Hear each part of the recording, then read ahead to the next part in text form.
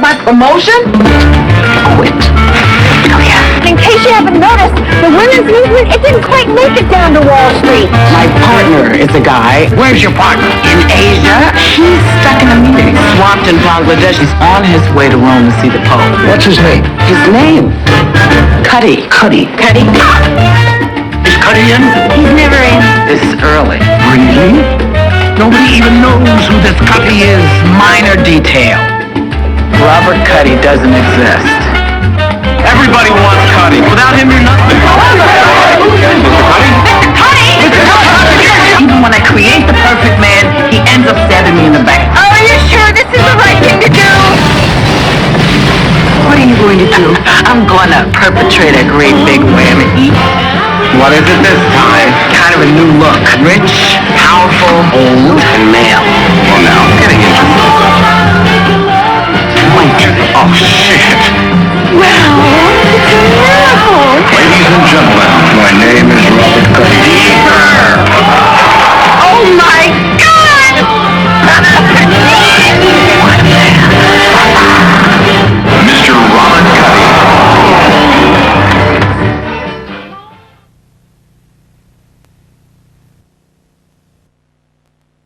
Just allow your soul to continue to dissolve and control. ダウンドラフト。アメリカ合衆国陸軍地下秘密要塞基地。コンピューター制御された最新最強殺戮兵器が今暴走を始めた。 We will initiate a nuclear first strike in the former Soviet Union and the People's Republic of China. アメリカ軍事アナリストは語る。このような物語は近未来に間違いなく起こりうる今目前にある危機である。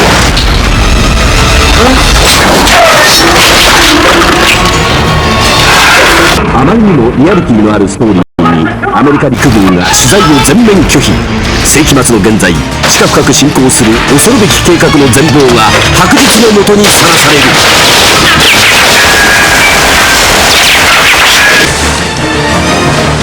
出演ビンセント・スパノ、ケイト・バーノン。狂気の指導者が作り上げた殺戮兵器 VS 鍛え抜かれた精鋭戦争プロフェッショナル。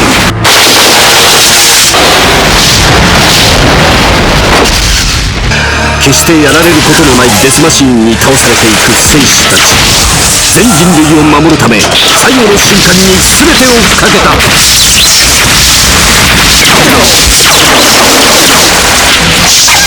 前編息もつかせぬハイテンションシーンの連続で送る近未来を警告する SFX アクション巨編。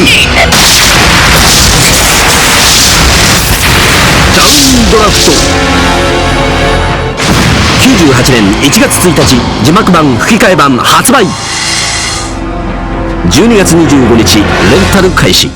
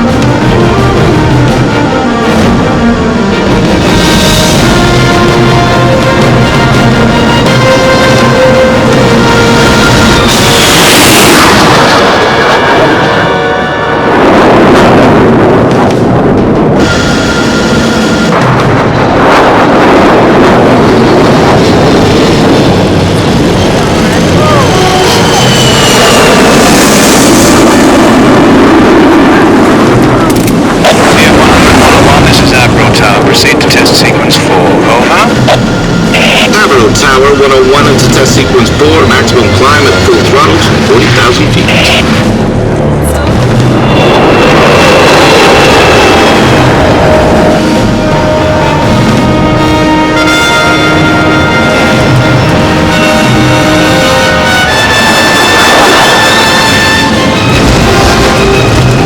Record vibrations in airframe.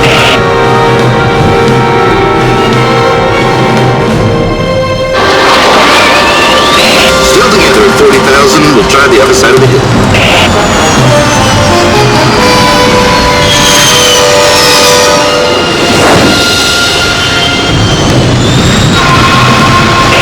Mach 0.5.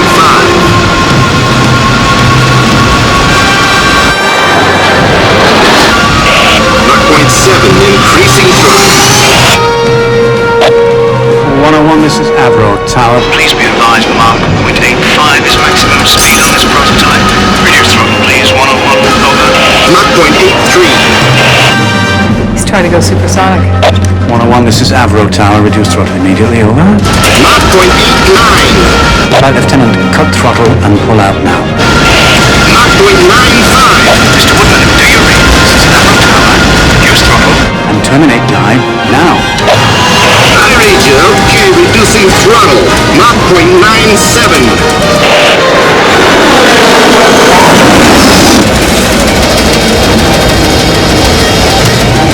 Avro Tower, we've got a problem. Signs of structural failure, controls non-functional. Initiating emergency procedures. Preparing to exit aircraft. 101, keep us advised. Number one, I advise your canopy bolts have failed to fire. 101, do you read? 101, can you respond? Over.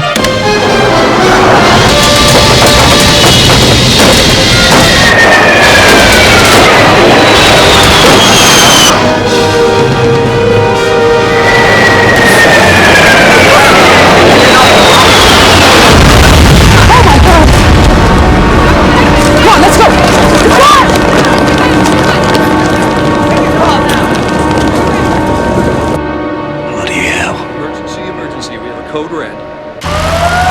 Just head for the smoke, June. Anybody see a parachute? Hey, look! It's the pilots!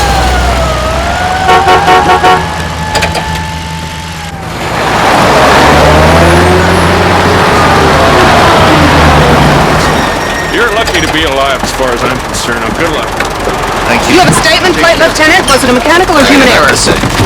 Any comments, any information at all? Flight Lieutenant Woodman, what the hell do you think you were doing up there? Just trying to survive a flight in that plane of yours. That plane was designed to go Mach 0.85. It's right in your pilot's manual. You can read, can't you? In close combat, there isn't a lot of time for checking the airspeed. You weren't in combat, Mr. Woodman. You were testing a Mach 4 Avro prototype that meets all the operational requirements that the Royal Canadian Air Force asked for. Well, we should have asked for more. Kate, what'll this mean for the program? Any comment? Nothing they'd let you print, June. Avro's new weapon of destruction. More like self-destruction. You okay, Jim? Yeah? The CF-100 is a damn fine airplane. There's nothing wrong with your design. No, I know. We just have to get Buck Rogers as a pilot. Still, when all's said and done, it's not the most exciting plane in the world, is it?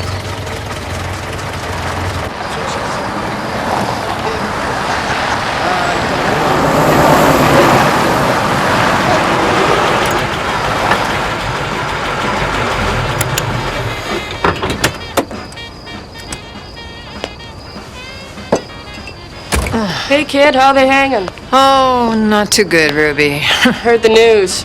Prototype dug a trench, eh? Yeah, the bad news is the pilot got out alive.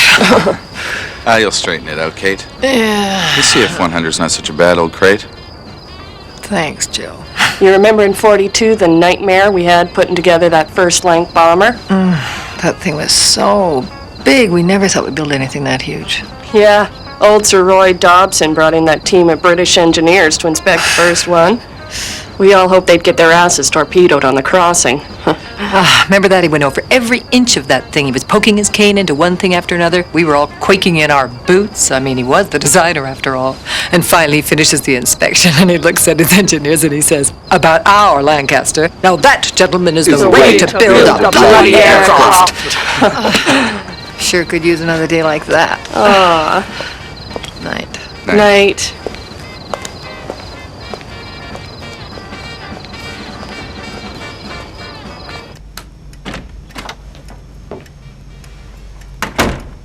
Hi. I'm sorry I'm late. I got all caught up doing a crash report. The boys are asleep. The phone's been ringing all night. It woke the baby twice. Well, I'll look in on them. Thank you very much, Mrs. Sparkle. Good night, Mrs. O'Hara.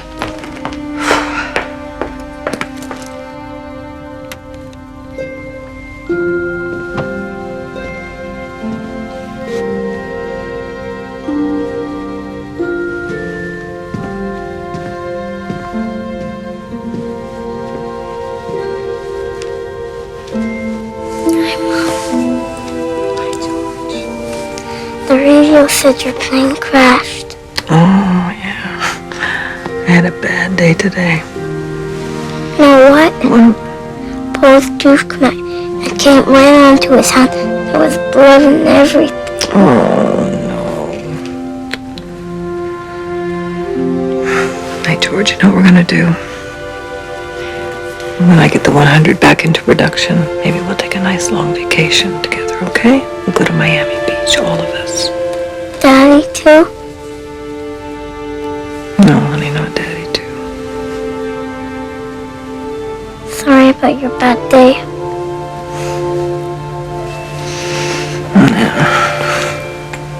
Today I figured out that I spent the last 4 years building a boring airplane. Good night, sweetheart.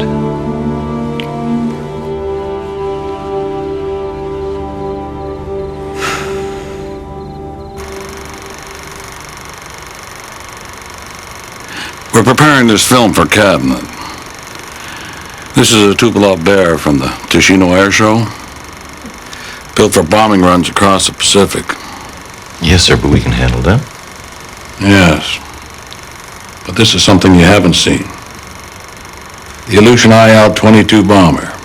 A whole new generation of Soviet jet bombers about to be constructed with speed and altitude and range far beyond what we imagined.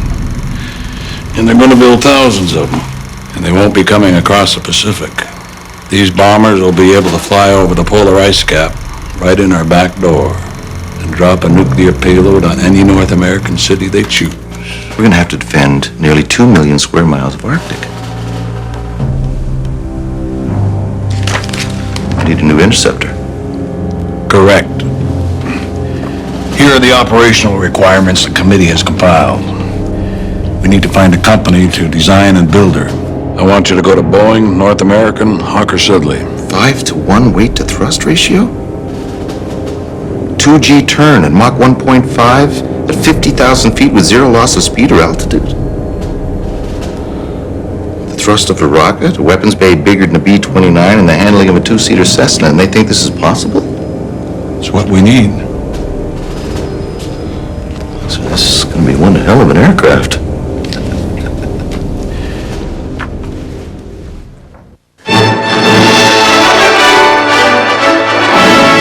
Welcome to this edition of your national television news feature program, CBC News Magazine.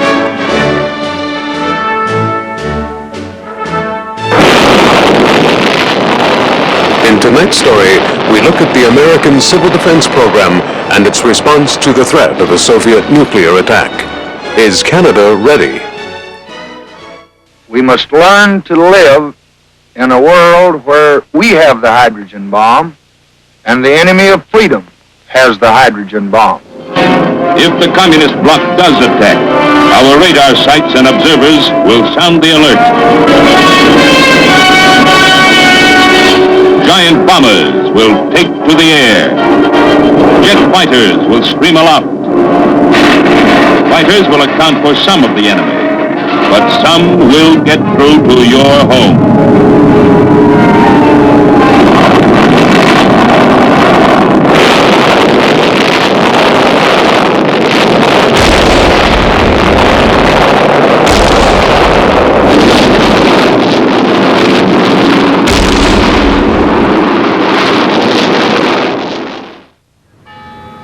What do we going to do about Avro, CD? Production shut down again on the CF-100. I've done it already. I fired Avro's president today. You fired him? I can devote all his time to his golf game. I have big plans for Avro, big changes.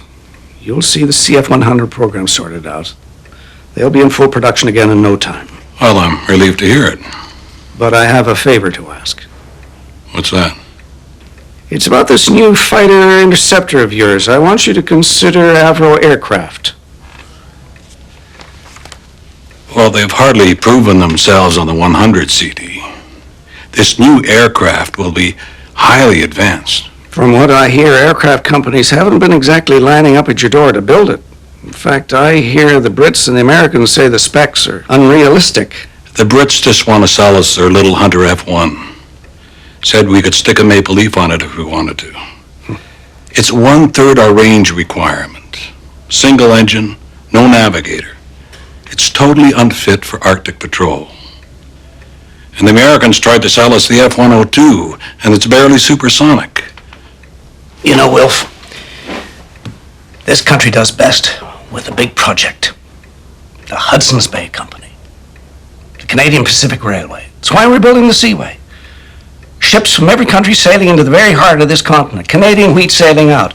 It's why we're building the oil pipeline. It's why I set up Trans-Canada Airlines. And that's why I got Avro started. All I'm asking is give Avro a little time to make a presentation.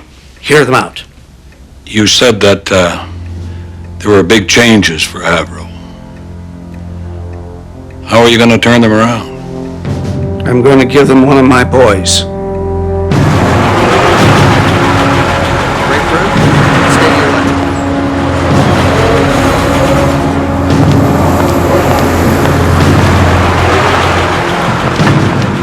Chief Engineer Floyd, excellent organizational man with a devoted team. The designer, Chamberlain, erratic. The contact in Manchester used the word brilliant. Welcome to Avro, sir. I'm Chris Klein. How do you do? This is my personal secretary, Claire Connors.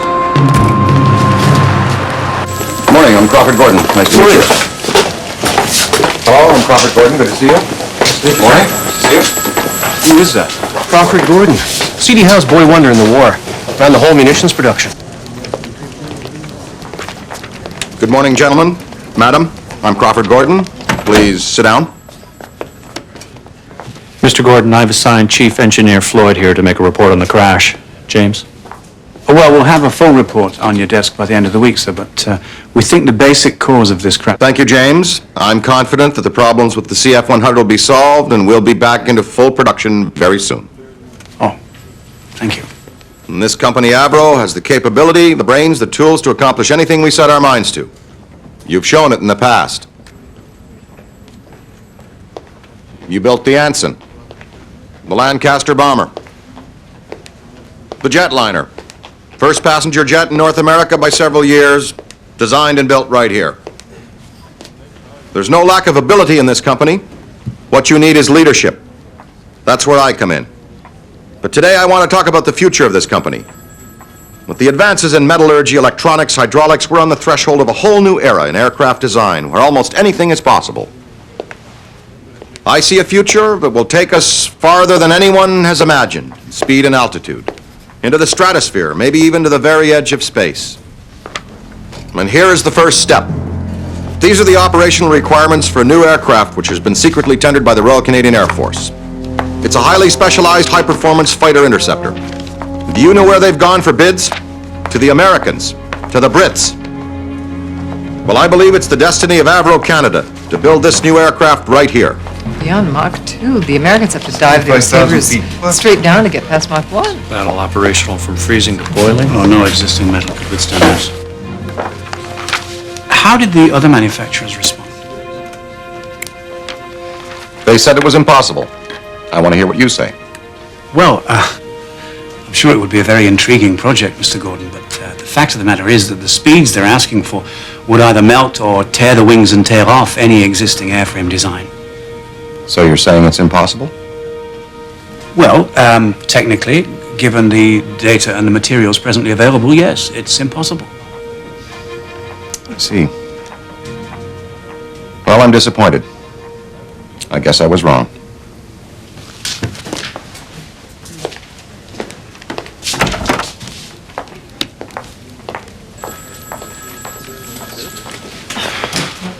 would he walk in like that with those crazy specs? I mean, we're a good team, we're ready to take on another project, but why not give us a plane we can build, not some crazy... It is crazy, don't you think? You happy with the CF-100 solution? Pin joint under the boom with reinforcement plates?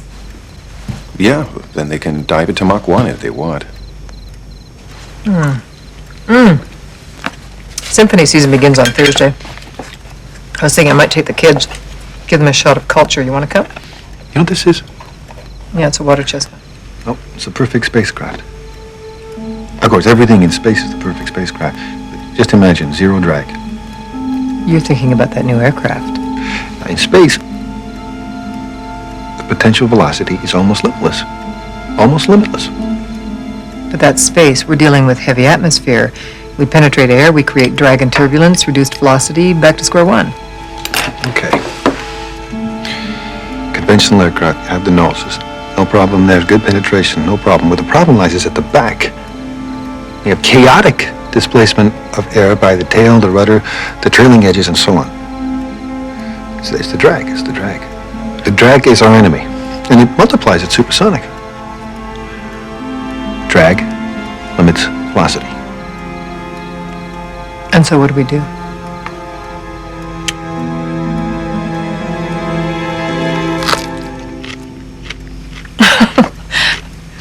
Well, how do we control it? How does it fly? I don't know.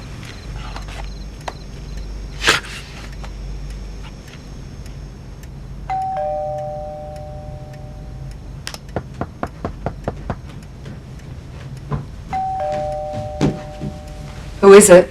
It's me, Kate. It's a really simple thing, Kate. Jim. It's a really simple It's thing. 4 o'clock in the morning. Like I was saying, the problem with supersonic flight is the drag. It's always the drag. And that's created by the wings and the tail. We have to get rid of that. We have to get rid of the wings, and we have to get rid of the tail. No wings or tail. Yeah. Then there's no drag. Just get rid of them, cut them off. That's a hell of an idea. Oh, Jim, please. Charlie's going to be up in 2.5 hours. I don't have time for this.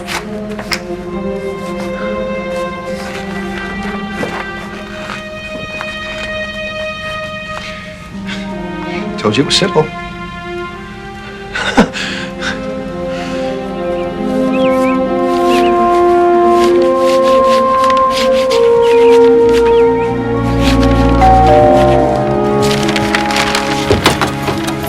Come in. Honestly, Kate, couldn't this have waited until Monday? Just come. Just come and have a look at this. What? You'll see. Are we crazy, or is this the perfect supersonic design? It's certainly different, I'll give you that. Well, you see, the wings and the tail become part of the fuselage. You know, this could well withstand double supersonic. Of course, the wings will have to be extremely thin and, of course, extremely strong. Well, that means lightweight alloys. At these speeds, we're going to need hundreds of pounds of pressure. We'll need powered hydraulics of some kind. What about the wing leading edges? I mean, how do we stop them from melting at Mach 2? Stick in an air conditioner. Air conditioner, the leading edges. Why not? Hey, I was thinking about these specifications that the engines are replaceable in 30 minutes without hand tools. But Oh, hello. This is James Floyd. Could I speak to Mr. Gordon, please? Oh, hello, Mr. Gordon. It's James Floyd. I'm terribly sorry to disturb you like this. Oh, thank you. Well, you see, what happened is a gang of us got together with some of the lads, and we may have something on that RCAF proposal. Could we meet on Monday? Oh, no, that's perfectly fine. Thank you. Well, he says we should go round there now.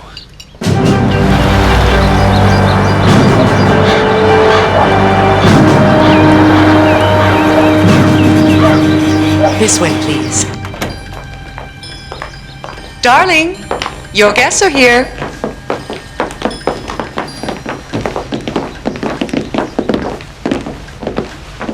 Bring some more coffee, please, and tea. Lots of it. Morning. Morning. Well said. Call me Crawford, James. Yes, Crawford. Right. Young Jim Chamberlain, our aerodynamicist, he's come up with the basic idea for a triangular-shaped airframe, which we think will do the trick. And that'll fly, will it? Yes? How fast? Mach 2? Maybe more. And the engine? Oh, Rolls-Royce. Nothing but the best. They'll have the power that we need. We'll start with test models of the airframe.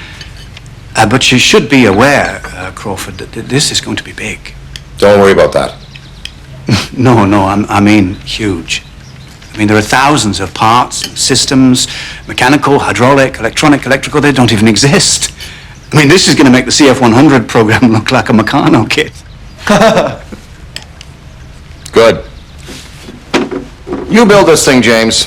I'll get the funding. Jim? Yes, sir? Call me Crawford. Tell me a little bit more about this new airplane. We need to forge our own alloys. We need a new machine about 3 times the size. For a computer from IBM, that would be like having 3,000 more engineers. I was thinking about the engines, replaceable in 30 minutes. We suspend them from rails. One comes off, the other just slides Rails, on. that's a damn good idea. Sort of. He's quite a lad, isn't he? Our new president. Yeah, definitely, sir.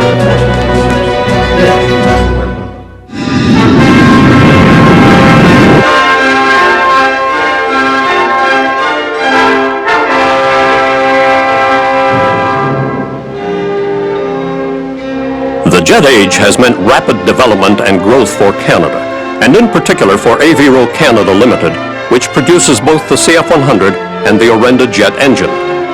Thousands of new jobs have been created.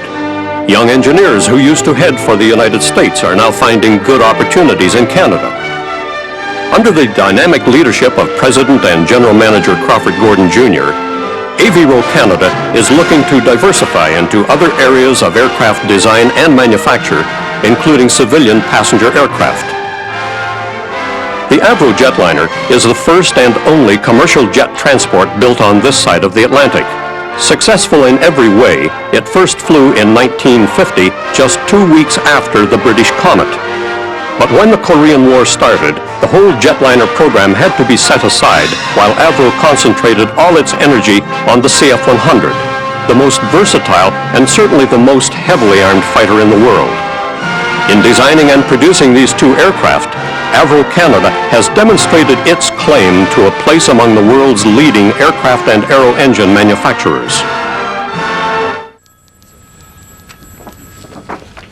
Now, gentlemen, we've gone over your ORs. They're pretty tough, but we feel confident Avro can build you an aircraft which will achieve everything you ask for. As we did with the CF-100. The CF-100 was over budget and a year behind schedule. We're building jet aircraft, Flight Lieutenant, not toasters. I'm sure you could build a toaster. Jim. Yeah, well, we needed a totally new design for twice supersonic speed, so what it is, it's basically a wedge or a triangle. We got rid of the wings and the tail. No wings or tail? No. Not as we know them, no. Could you perhaps sketch us a simple version of this? Well, it's like a triangle or a wedge. What engines would power? Rolls-Royce RB-106. They should be production ready for next year. And flight control? We're looking into navigation by computer. Radio control from the ground? No, miniature, basic, onboard computers, one for each I aircraft. still can't visualize this aircraft. Well, the drawings are very specific, Flight Lieutenant. It's a triangular shape A 30-ton triangle. with a central fuselage, high overhead wings to give easy access to the belly pods and the engines. But is it stable? Will it Yes, get off we the think the ground? design is very We stable. haven't actually got rid of the wings and the tail. We've integrated them into an extremely efficient airframe. We're completely confident that it will achieve the performance you require. Well, it's like this.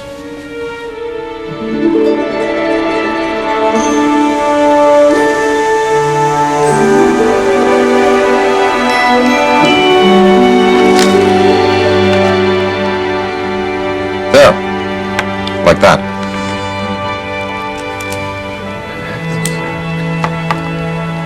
Will somebody get that, please? It's classified. Do you think we might have a more formal proposal?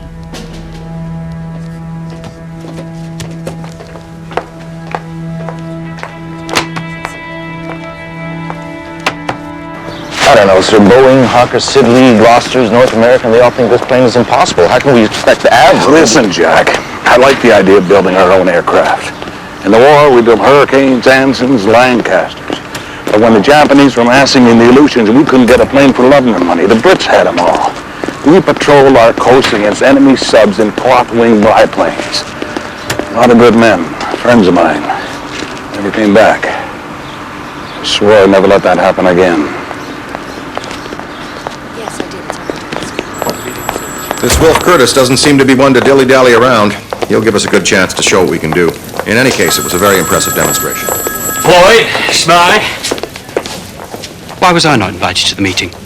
You airfreight boys want to keep all the glory for yourselves. You know perfectly well why, Edward. Mr. Critchley, manager of the Orenda Engine Division. You have your hands full with the CF-100 program. We're using the Rolls-Royce RB-106. You've called for a minimum £20,000 thrust per engine, correct? Yes. Rolls may get £12,000 if they're lucky, 14,000 tops. Their design will never do 20,000 in a 46-inch hole. But I have a design that will.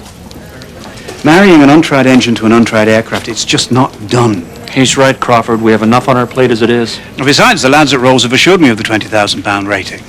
And development's on time and budget. To start a new engine program now would be just too risky. It'd be too risky not to.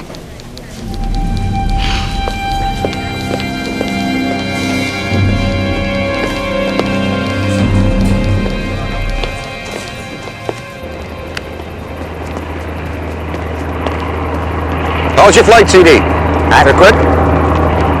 What's your assessment of this Avro team? Well, they're an eager bunch, capable of anything if you push them a little. There's one young chap, Chamberlain, truly a brilliant mind. Have you seen it? The Interceptor? It's quite impressive. Looks like something out of a comic book. You sure it'll do the job? Well, that's what they tell me. Of course, the model tests will confirm all that. Once we get a model that achieves the performance required, Curtis will order it to production. We'll need $100 million to start. To start, $100 million. We need metals that don't exist. Electronics that haven't been invented yet. Hydraulics, pneumatics.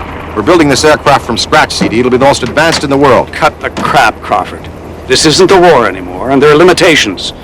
I want a responsible budget you stick to this time. You hear me? Yes, please.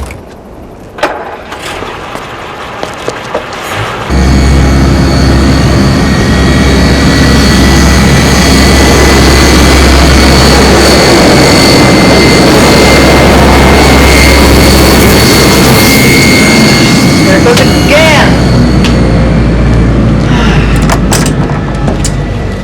Mach 1.28, it loses its stability.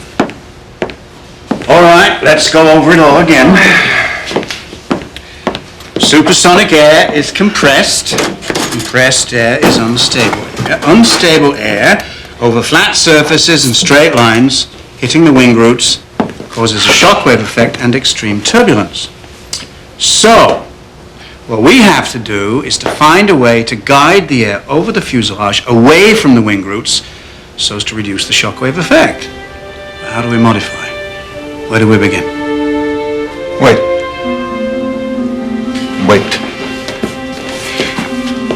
Hey, Jim! What is it, Jim? Contouring.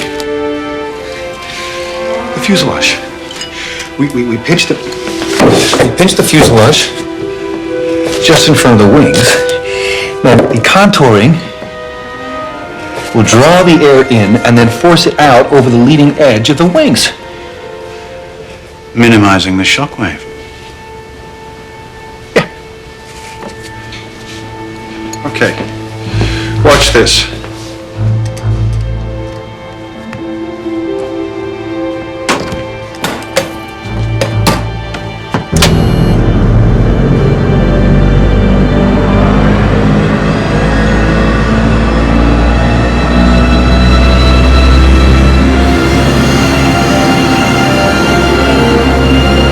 Delicious, refreshing, and aerodynamic.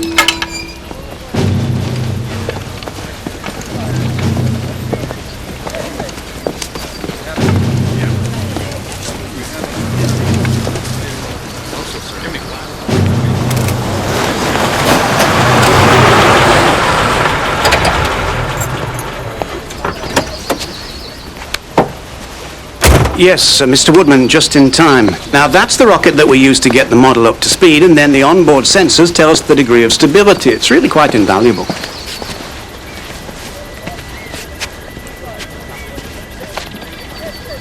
All set to go? Yes, sir. Countdown commencing. 5, 4, 3, 2, 1. Ignition.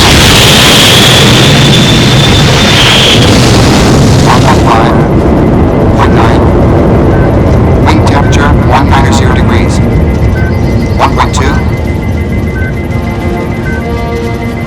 1.4 and stable.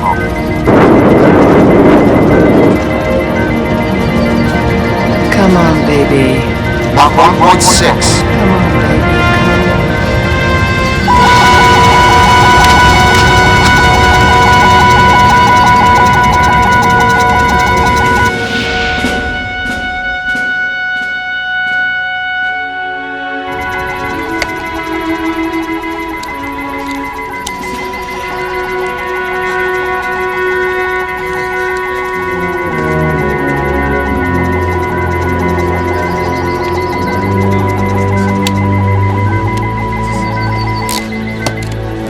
What was the last stable speed? Mach 1.6, sir.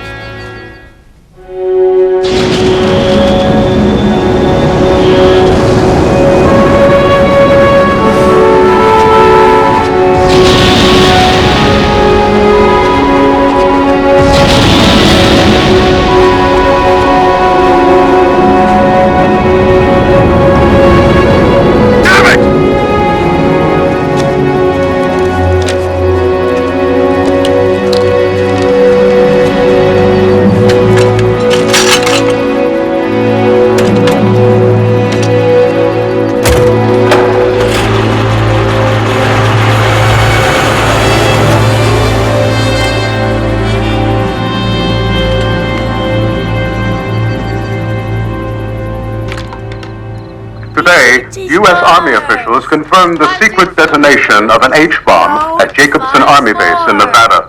The mushroom-shaped cloud was visible by viewers as far as Madison, 20 miles away. Sources refute claims made by the Soviet Union that they are developing an H-bomb with twice the power. Okay, kids, it's time for bed. In national news, the Progressive Conservative Party of Canada has elected a new leader, John George Diefenbaker. The small-town prairie lawyer has assumed the leadership of the official opposition. Mr. Diefenbaker has pledged to fight for benefits for farmers, fishermen, and the elderly, and to fight against the spending policies of the Saint Laurent government, particularly those of the man dubbed Minister of Everything, Mr. C.D. Howe. That prairie fool, he knows as much about running a country as a dog knows about his father. He stands up in the House, demands that I explain every detail, justify every expenditure, every program, every bill we bring forth that sends into a debate. I think everybody knows he's a buffoon, CD. Nevertheless, I must defend programs and expenditures. I put $100 million defense dollars aside for the production of this plane. But I have many hands out, and I can't hold on to it much longer. I put you in charge of Avro because you get results. I hope I wasn't wrong. You're never wrong, CD. We're making great progress here. We'll solve our problems. I don't want promises, Crawford. I want results. And I want them by the end of the month. Of course, boss. All right. What do we got? Okay, we know that everything's fine up through Mach 1. We're just wasting our time here.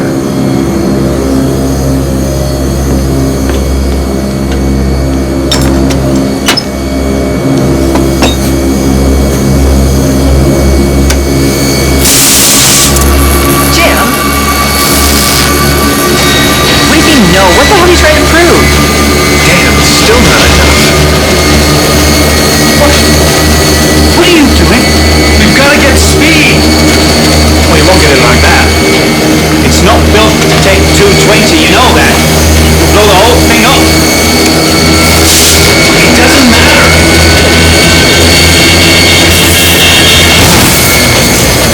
You're not going going to get more speed out of it now, are you? It's useless.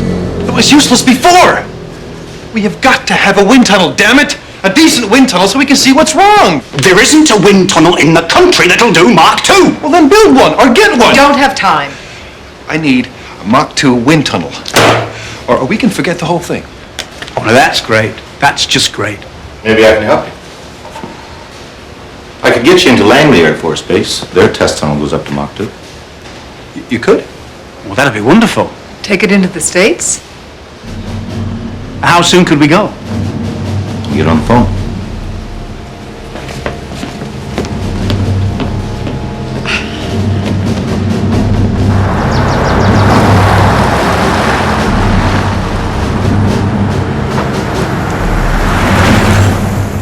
Very well. Shall we proceed?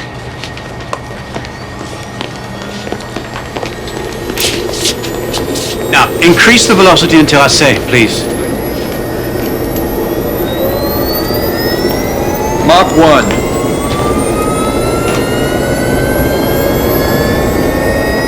Mach 1.3. No, slowly, please.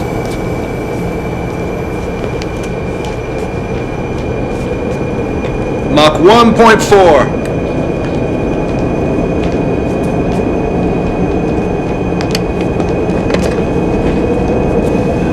You should come and see this. Mach 1.5. Mach 1.6. Okay, let's all watch for it now. 1.7. Increase velocity to 1.9, please.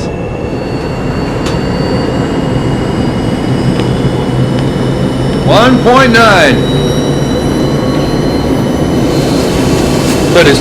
The air is not going over and under the wing. It's traveling down the leading edge. There's no lift. The plane stops flying. Can you cut it to 1.8? 1.8. What's going on in here, Emmett? Got the 100C model booked in here in 5 minutes. At ease. Who are these people? Avro, Canada, sir. Major White okayed it? By Lieutenant Jack Woodman, Colonel.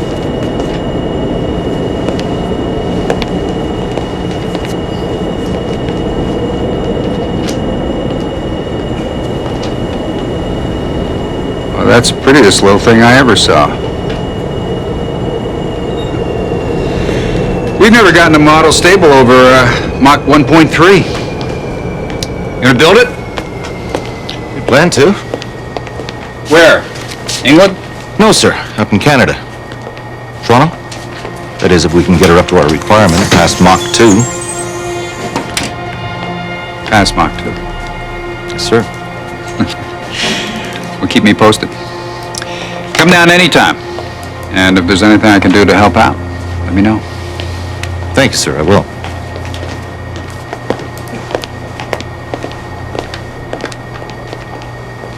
So somehow we have to stop the air from going down the leading edge and force it up over the wing surface. That's easier said than done, isn't it?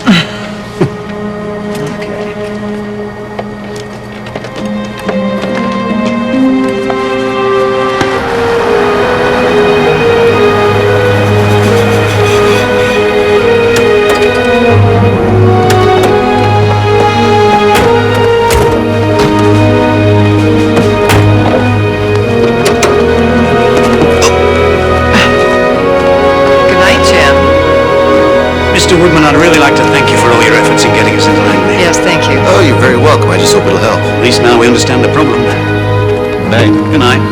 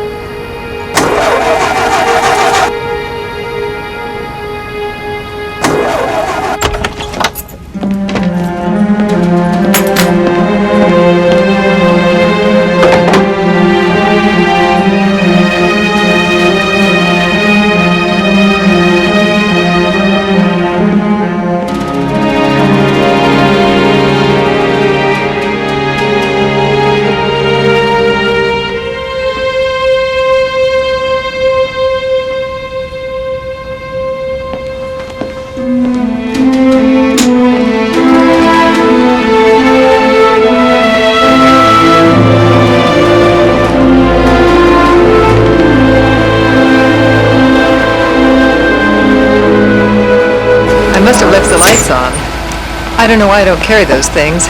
People are always saying, be prepared, but I suppose I've always trusted a fate or some passing Boy Scout. How'd you get into engineering, anyway?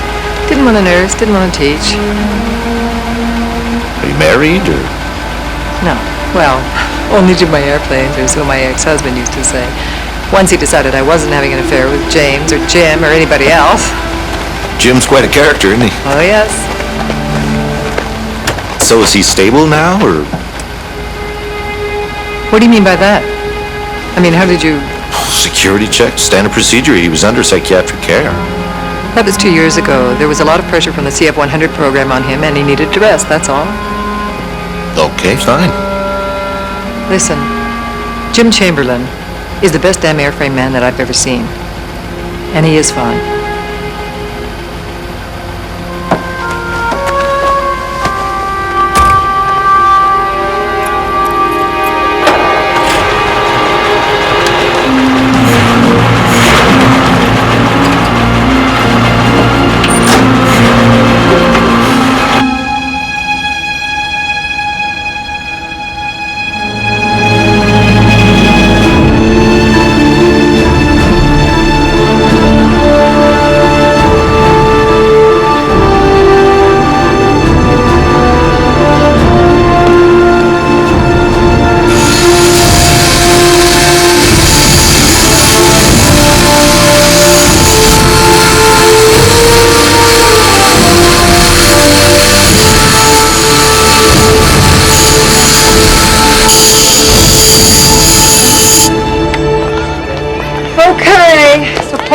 Dentist appointment at 2 o'clock this afternoon, and it's pot roast tonight, but don't wait for me because I'm going to be really late. Okay, I have a big meeting.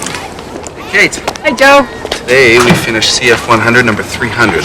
So when do we start tooling up for the new Interceptor? You'll be the first to know, Joe. Mom. Hey, George. Mom, can you come to swimming today? Oh, no, it's your big meet today, isn't it? I can't. I've got a great big meeting. I can't be there, but you're going to swim your best, okay? Be a good boy today, okay? Bye. Bye.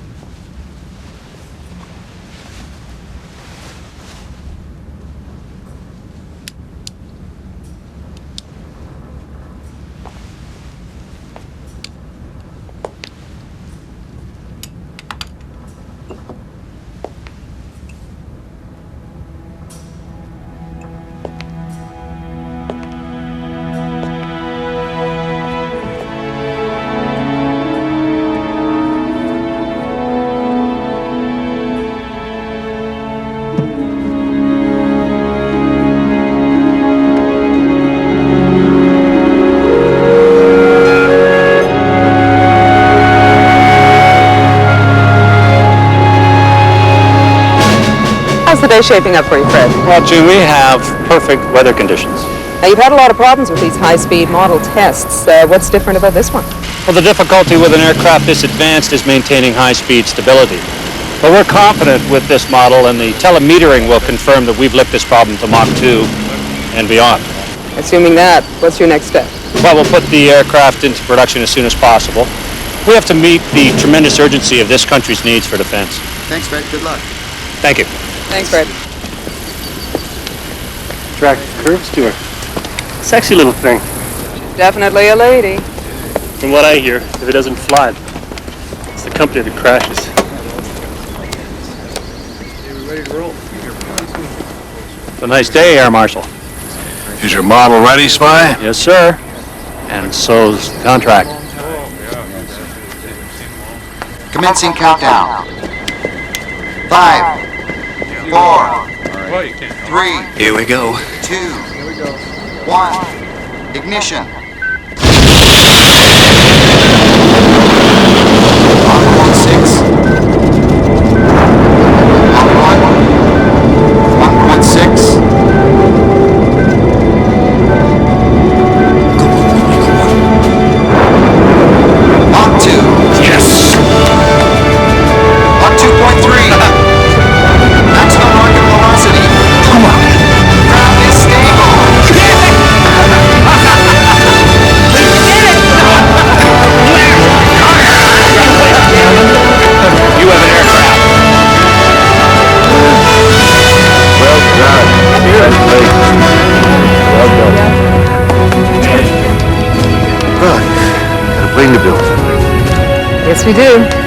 please.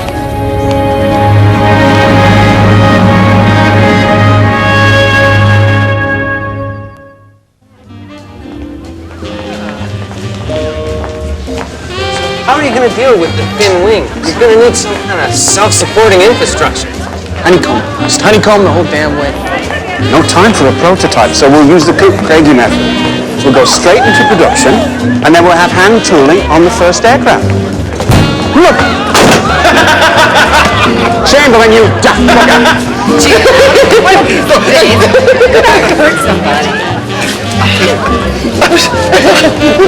Terrible.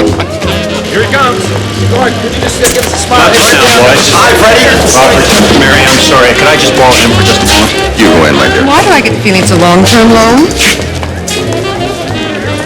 It's from Rolls-Royce. They're abandoning the RB-106 engine program. We don't have an engine. Critchley was right. Well, don't worry, Freddie. We'll work out something. Right. So it's 3 against 1. I'm at my ceiling. Guns are all jammed.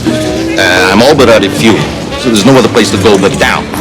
So I put it into a steep dive, full throttle, and I almost get away from it, too. Except for one little problem. I blacked out. So I wake up at 2,000 feet. Still headed for terra firma. I pull her out. Engine sputtering. Scraping the treetops. And there, right in front of me, is an airfield. Well, I'm sure that wasn't the first time, Lieutenant, that you've woken up to find yourself in a dive.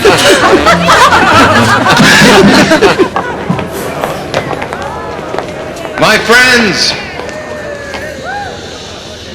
friends, we did it. We are about to build this new aircraft, designated the CF-105. We will call it the Avro Arrow.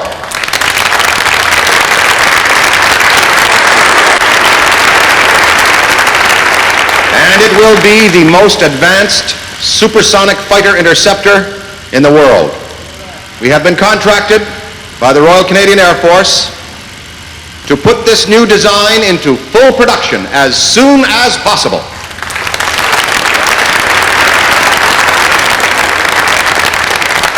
The Arrow will eventually service 20 squadrons across Canada, numbering 700 aircraft. And Canada is only the beginning. And just today, we have decided to take another big step. We will go beyond the airframe. For today, we have decided to design and build a new engine to power her. An all-Canadian supersonic jet fighter interceptor, airframe and engine.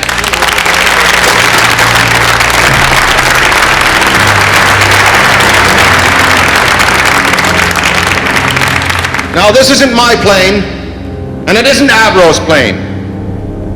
This will be your aircraft. From the designer to the riveter to the guy who sweeps the floor, the Arrow belongs to you. And to show you that I mean it, I am giving each one of you a bonus of Avro stock. Wait now. Don't cash it in. Hang on to it. Hang on to it. Buy more and I'll make you rich. Today, we've opened the door to the future. And the future is unlimited.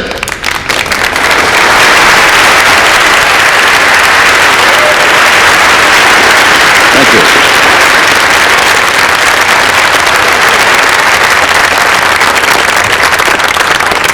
So, holding out on me. A new engine program. Whew. So tell me, what are the specs?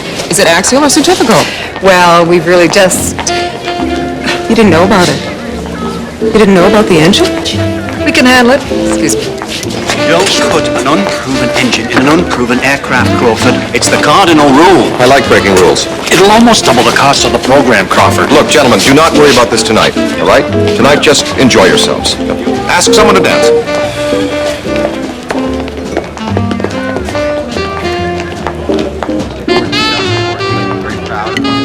Well, he's such a good speaker.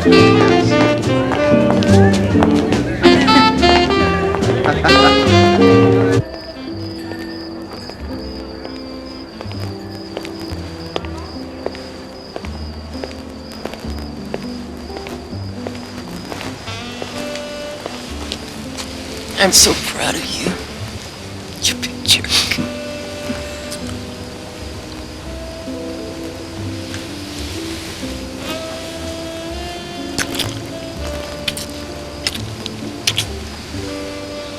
I have something for you.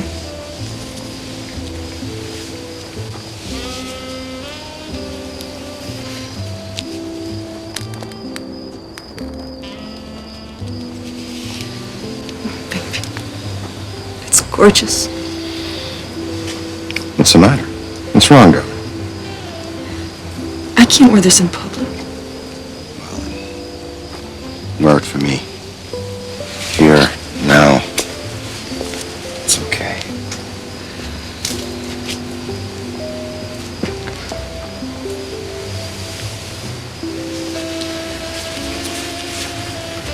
Can't stand being this close to you all day. Alone all night. I know. Clifford?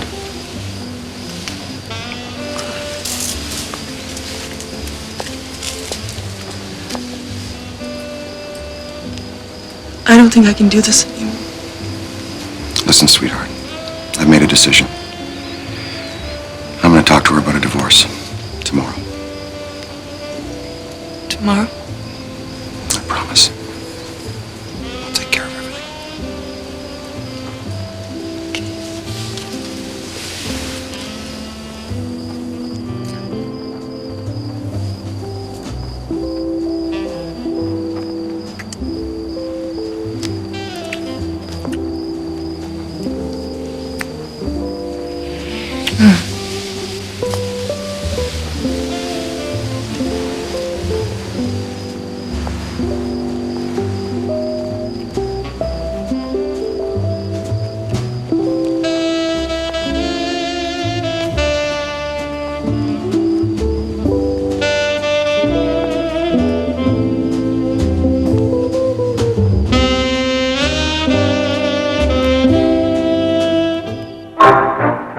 CBC Television News. In Hungary this week, the deportation to Siberia of resistance leader Major General Paul Malatar led to angry demonstrations against the continuing Soviet occupation. Since the bloody invasion on November 4th, 100,000 Hungarians have fled the country. Immigration officials report that Canada has taken in 8,000 refugees to date. Canada joins with Britain, France, and the United States in condemning the Soviet action and demanding their immediate withdrawal. In national news, the Trans-Canada Pipeline controversy took a new twist. Today, in the House of Commons, after 4 days of heated debate, Minister C.D. Howe invoked closure on discussion of the subject. The government bill to continue funding the pipeline will be put to a vote tomorrow and is expected to pass.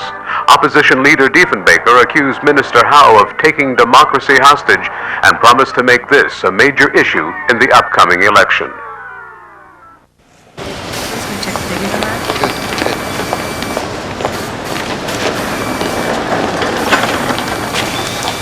Rolls can't do it, can they?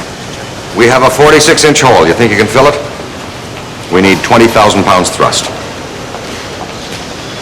It can't be done. What? Unless... Unless what? Unless you try something radical. Only 2 spools. Get rid of the center bearings. No center bearings? It's never been tried before. We'd use only outer bearings. Simplify the engine, reduce weight, increase airflow and thrust. 20,000 pounds? More. How soon can it be finished? It'll be ready when it's ready. You should have come to me in the beginning. Now you've wasted all this time. Without me, you airframe boys have got nothing but an oversized paperweight. Then get started. Another 100 million? It'll be the most powerful engine in the world, CD. Every country will want it for their aircraft, military and civilian. You'll get your money back 10 times over. What's this about Avro buying Canadian steel improvements? And Canada Car? And a control interest in Dosco? I needed magnesium and titanium. No one else in the world can get us those alloys. We have to do it ourselves. Remember, during the war, you hammered it into us. Don't rely on others for the basics. I warned you this is not the war anymore. I sent you to Avro to supply this government with an aircraft, not build a little empire. Well, this isn't about just one airplane, CD. I'm laying the groundwork here for a huge international aircraft industry. Isn't that what you wanted? All at 3 times the original budget. Sometimes I wonder if this whole thing is a big mistake. Now listen to me. After the election, I want results. I want to see this thing in the air. Or we're going to reassess the whole program. You understand?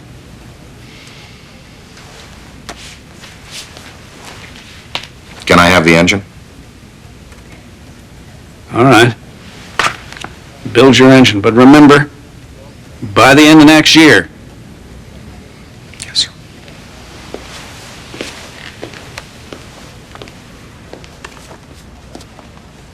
There's one other thing, Crawford. How's Mary? Mary? She's well. Good, good. It's a fine woman. Did business with her father, you know. It's a good family. Crawford, we're given the gift of privilege. With it comes more responsibility. Set an example. It's a good marriage, keep it. Put your mind on business. Frankly, C.D., I don't see why this is any of your concern. It's a weakness, Crawford. You can't afford it.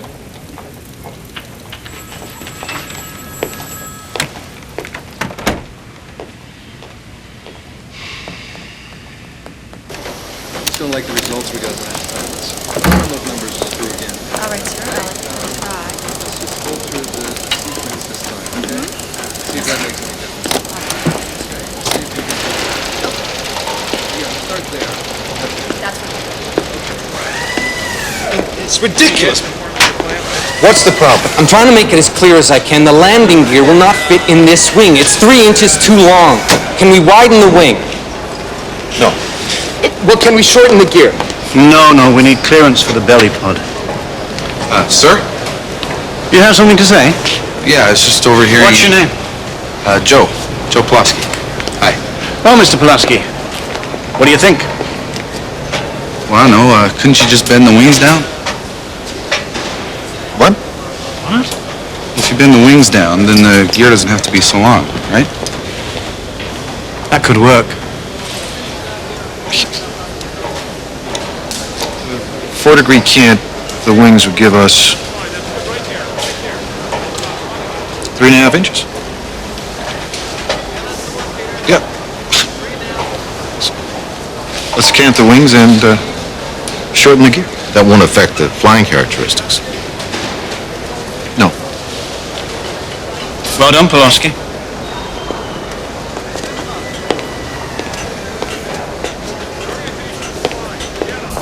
$10 degrees to starboard, sir. 10 degrees bank. No, 10 degrees, you're yawing. Sir, you're yawing. Good. Trim that up. Watch the airspeed. You're close to stall. So, Mr. Woodman, while you're doing that, why don't you run through the automatic ground control interception procedure? Nose up, losing altitude, I haven't sir. got that far in the manual yet. Too much, losing airspeed. Ah. How about the navigational computer? Why don't you run through the data feeding sequence for us? Watch your airspeed. Steady on the bank. Too tight. Too tight, sir. Losing airspeed. I'm just in the middle of that chapter. You're in a spin at 1,500 feet, and... Now you've just made a big hole, sir. Isn't this how we first met? I can't fly like this. I want an airplane. With these controls, I feel like I'm driving a dump truck. What do you need a computer for, anyway? I'll show you. You want to go to Sudbury. You switch to auto, feed in the coordinates, set the throttle and Mach number.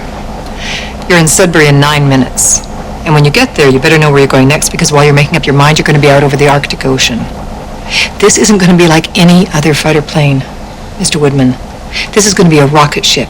You have to be thinking 30 miles ahead of her all the time to stay in control. No seat-of-the-pants prop jock stuff is going to cut it here. You need to know her inside out, every system, every control mechanism, every nut and bolt. Or else, she's going to fly you.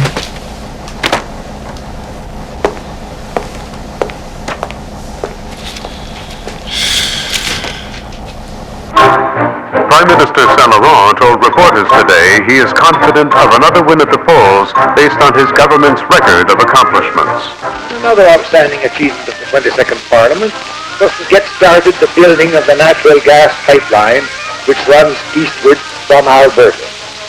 This tremendous venture of such significance to so many millions of Canadians was only made possible by patience, persistence, and finally successful government action after a debate nearly as long as the pipeline itself and quite as full of another kind of natural gas.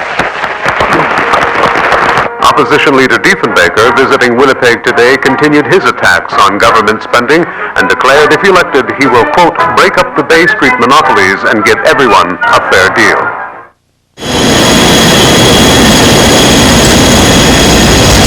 You see, £14,000 at 55% throttle. I told you, when we fine-tune the blades, it'll be the most powerful jet engine in the world. It'll put out enough thrust to drive the Queen Mary. We want to use the Indian theme. Call it the Iroquois engine.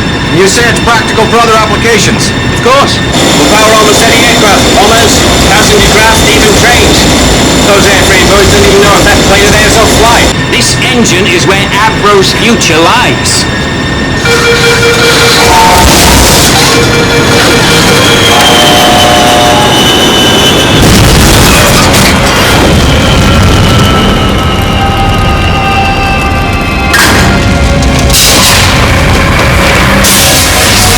Well, that's one hell of a future there, Critchley.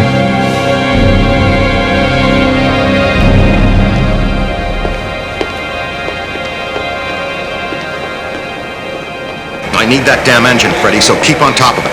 The Americans have the J75 engine, Crawford. Now, it doesn't have the power. I don't want an American engine. I promised this country an all-Canadian aircraft, and that's what they're going to get. All right. Give us your vote. How are you? Excuse me, who are you? John Pallett.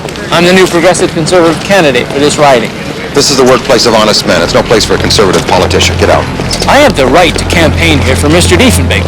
No one here wants to know what you or that prairie blowhard have to say. Get off my property. Goodbye, Mr. Pallett.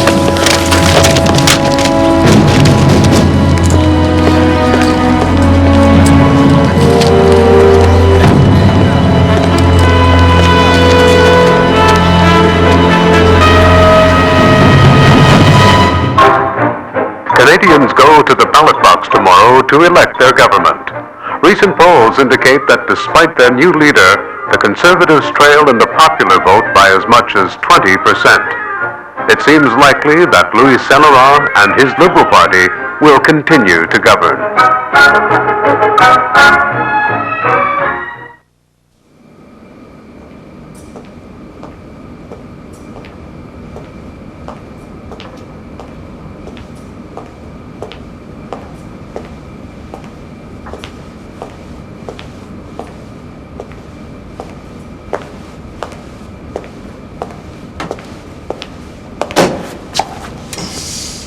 Hi.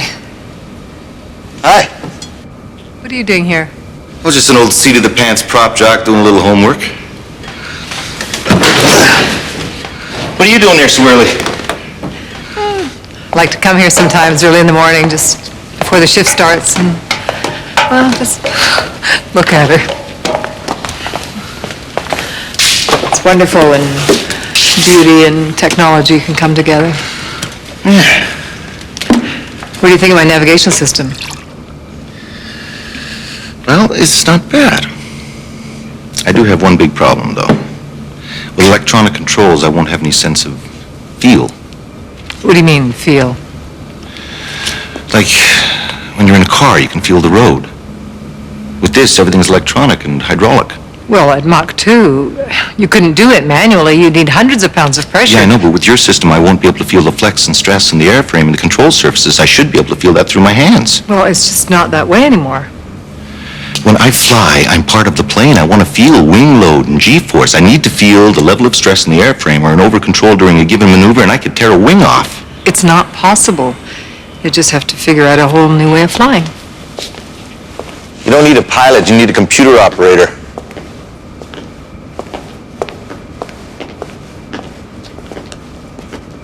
Feel? What does he want to feel for? He says he wants to feel the forces on the plane. My hand like a... Honey, what I was saying was, I'm not just a working stick No, anymore. G-forces, I'm wing a load. shareholder in the company now. I think that makes sense. No, it's completely unnecessary. Spades. We've got all my bonuses in the stock. I'm working for myself now. May as well throw in our savings in there, too. You know, I suppose you could recreate some sense of feel with dampers and weights. Bonuses are one thing, but not our savings. No, hook them up to some electronic There's no sensors. telling what could happen. Don't worry. This Gordon could guy's get got some the sense of Midas the wing touch. load. It's a total waste of time. Hey, another year, I'll buy you a new house. I might even buy you a new car if you treat me right. Just play your card, Mr. Rockefeller.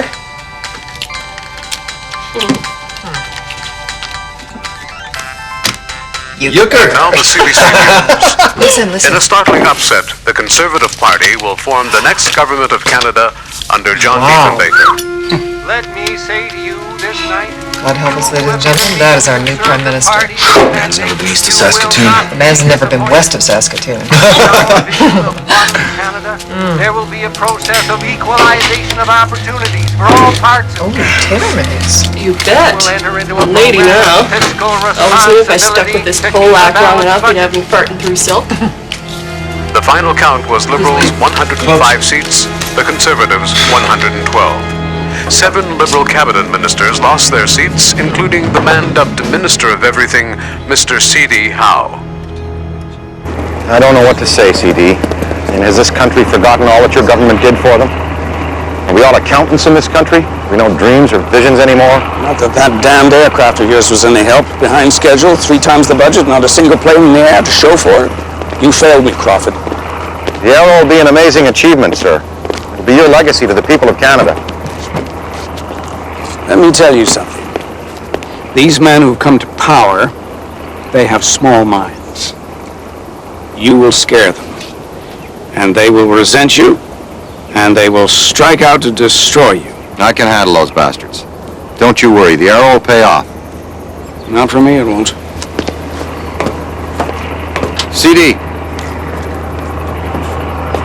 What are you gonna do? I'm gonna go home and play with my grandchildren.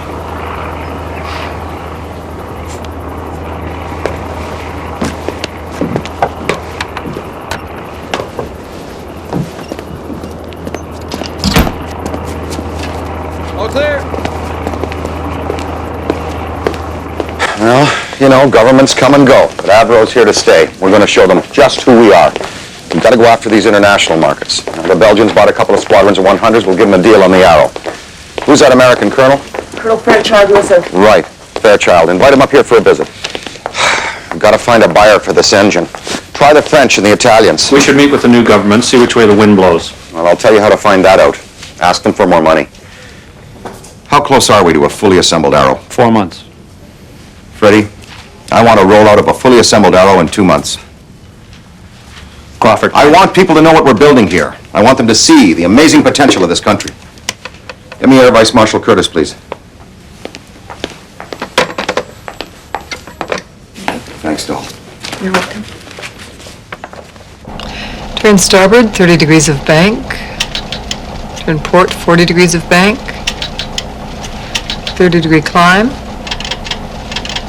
Good. I'll have a little surprise for you. Turn starboard, 30 degrees of bank at Mach 0.75. Turn port 40 degrees and increase throttle. Do you feel? Yes. I feel the wing load. That's good. Real good. Well, of course, it's just simulated here. It'll be a lot better once you're in the air, but that's the feel you were talking about, right? Yes. You delivered, Miss Ayer. Thank you very much. Welcome, Mr. Woodman. We wouldn't want you snapping a wing off, now would we? Daddy, go faster! Go faster, Daddy! Now, go Crawford. faster. Daisy, has your lunch ready? Come out and get dry. Better go now. Let's play after I'll that. Crawford, aren't we waiting until 7 o'clock anymore? Well, I have to be at the plant. Go over some cost reports with Freddie. I'll be late tonight, Mary. I've thought about what you asked, Crawford. I've thought about it a great deal. But I think you know my answer. We'll both have to deal with this situation in our own way. But I warn you, if you leave, Crofty stays with me.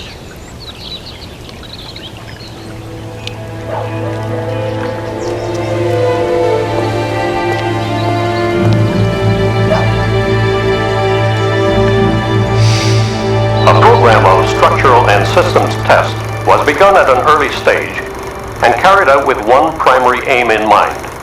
The first aircraft was not to be a handmade prototype. A comprehensive test program to prove all aspects of design was therefore necessary before starting. They're asking an additional $60 million.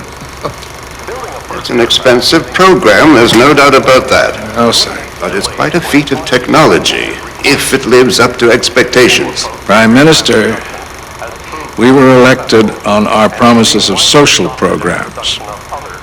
Raise the old age pension, new unemployment insurance plan, and we still have other hard choices to make. The Arrow is an example of everything we've campaigned against. The government funding huge liberal programs at runaway costs. The newspapers are saying we're already wasting more money than the liberals. Don't forget the Soviet threat. The Russians can fly over us unopposed and drop nuclear bombs on our cities. We have to defend ourselves. The main problem with Avro is Crawford Gordon. He's got them building a new engine and a new airframe at the same time. It's a little like wearing two left shoes. Maybe distinctive, but it's not too bright. There were occasional delays, and sometimes adjustments had to be made to keep the whole project rolling smoothly. Let's give them $45 million. But I want to see all the information on the Arrow program from the very beginning. And John? Yes, sir. That's your constituency. Ask some questions. I want you to see what you can find out about their operations. Yes, Prime Minister. To the Western Hemisphere. The Avro Arrow will mark a new chapter in the history of the Canadian Pretty thing, isn't it? industry and make a new contribution to Western defense.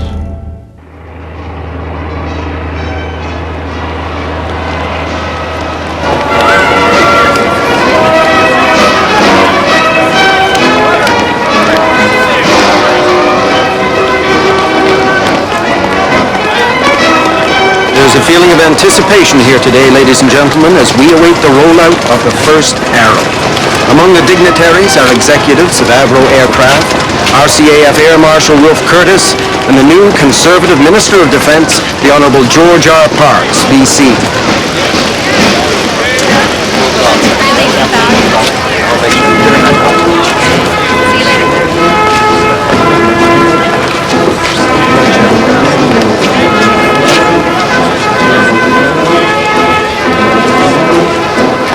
Almost 50 years ago, the great Canadian pioneer, John McCurdy, who is with us on the platform today, flew the Silver Dart, the first aircraft to fly in Canada. History recognizes that event as the beginning of Canada's air age. I am sure that the historians of tomorrow will regard this event today as being equally significant. The future will belong to Canada, but only if the people of Canada have faith in the destiny of Canada and work to make it all come true. You tell him, Will. Give him hell.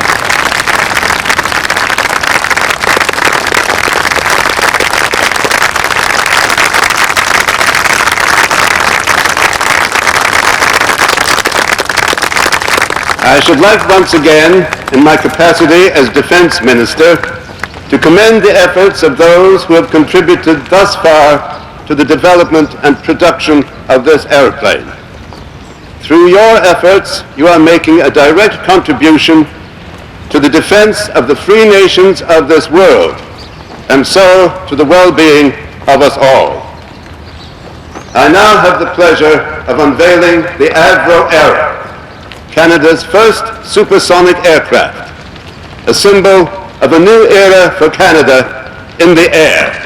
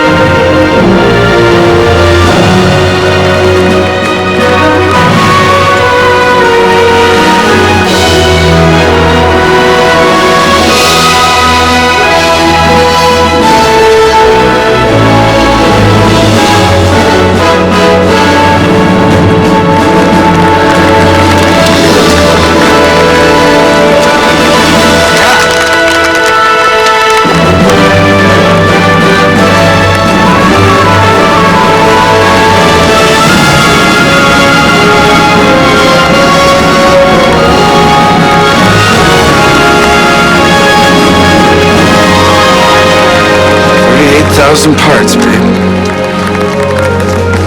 We did it.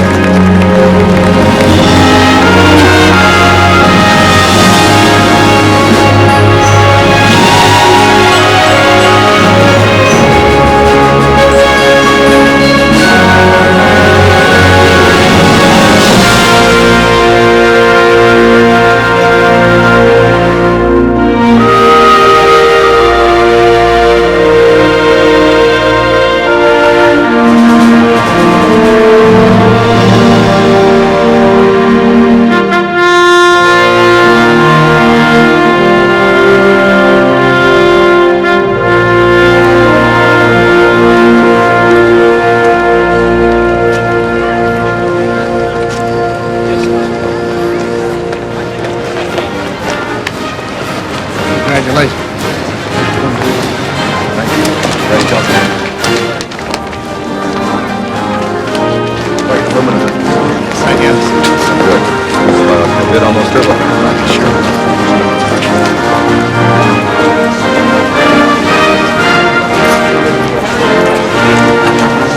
George, what do you think of my airplane? I think it's nifty. Me too.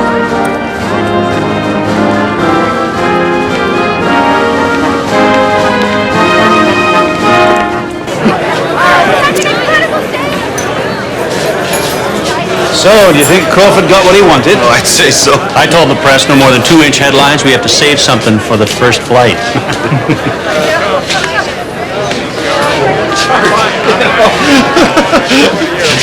Thank you, Yannick. Oh, great, thank you. It went well today. Oh, very well. Nothing can stop us now. Well, the engine is still on the test bed. The plane is a long way from first flight. C.D. Howe is not up in Ottawa writing checks anymore, and the Globe says we are heading for a recession. This is supposed to be a party. Go and raid on somebody else's parade. Hey, look. Look at this. 15,000 miles per hour beyond Earth's atmosphere, varying somewhat at different points in the orbit. What? Yes, it has been confirmed. Today, the Soviets have successfully launched Sputnik into orbit around the Earth. The satellite is able to circle the planet in less than 1 hour. It is currently being tracked by radar stations around the world, from Alaska to Australia. The West has lost the race for space. The age of missiles has begun.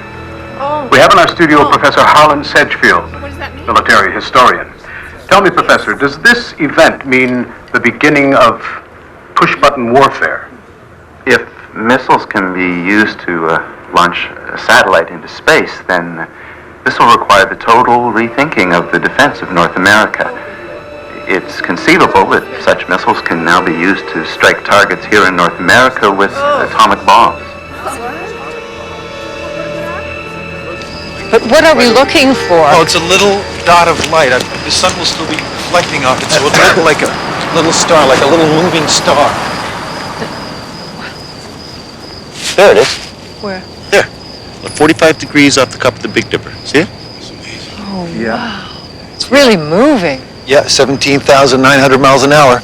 That's almost limitless velocity. It's wonderful.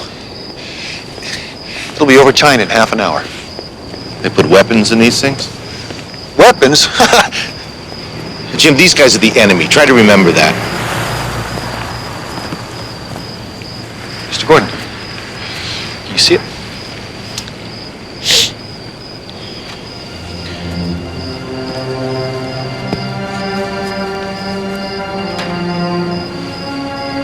Freddie.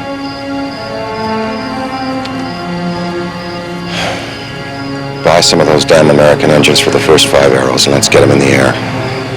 All right, Crawford.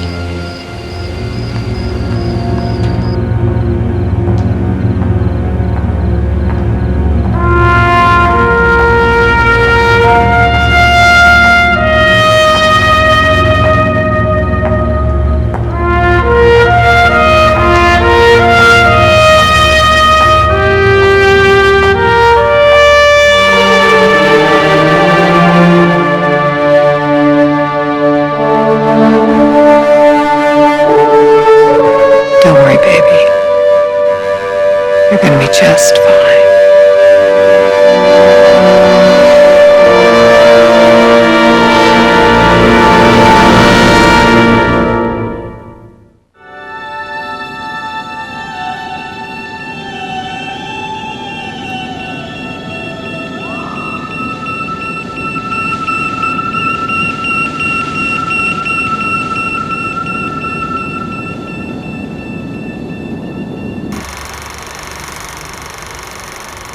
This is the Soviets' new Soyuz rocket.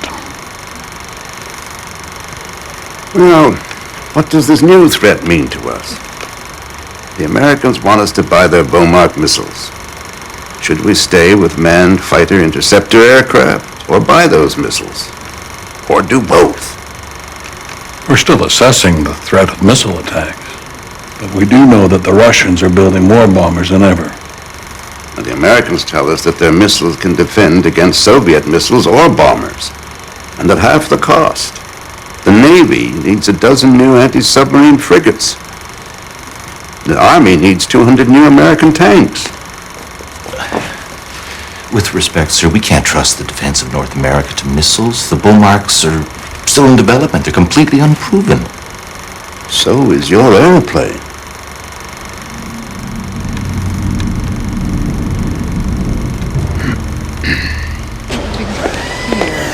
How soon can we start taxi trials?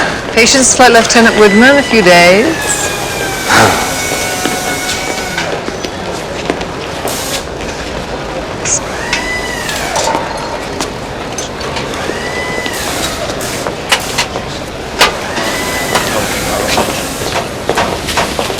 Jan, I'd like you to meet Flight Lieutenant Jack Woodman. Jack, this is Jan Zurakowski. I saw you at Farnborough the first time you did the cartwheel maneuver in the Meteor. It's a hell of a show. Thank you, Flight Lieutenant. What brings you to Canada? Jan is going to test pilot the Arrow for us. Jan, I'd like you to meet Flight Control Engineer Kate O'Hara. How do you do? I must hear how such an attractive woman becomes a senior engineer. Kate, perhaps you could update Jan on the new onboard computers. I want to fly it first. This plane is mine. No, not yet, it's not. Look, what this aircraft needs is an international recognition. Now, with Zurakowski's reputation, if he endorses it, I can sell this plane around the world. But I know the control procedures, the backup system, every goddamn nut and bolt. So will Zurakowski. Zurakowski's going to go by the book. He's in no hurry. It could take him weeks or months to prove the Arrow's capabilities, and I don't think we've got that long. I could fly it today. Look, I have no doubt that you can fly the aircraft, Woodman. Absolutely no doubt at all. But the fact of the matter is that I need to sell this aircraft outside of Canada. And what it needs is the endorsement of a big-name pilot. So, Zurakowski flies.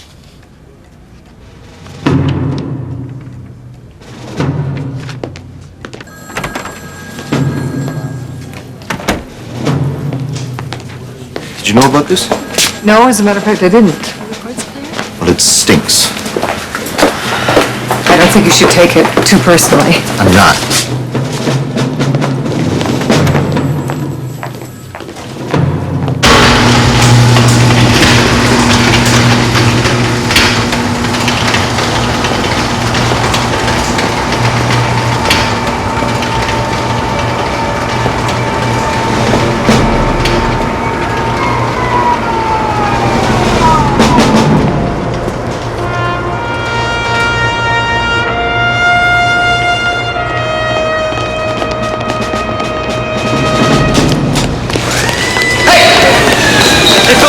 Sarah's gonna take her up. Come on.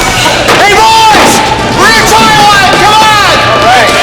Everyone, let go!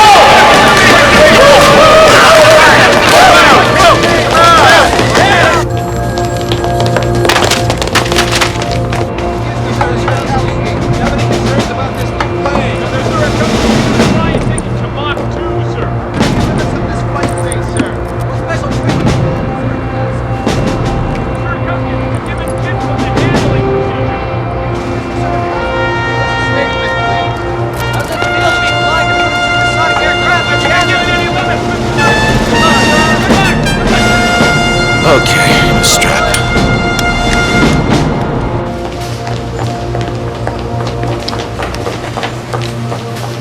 Yes, go, go. You're lucky if it gets off the ground.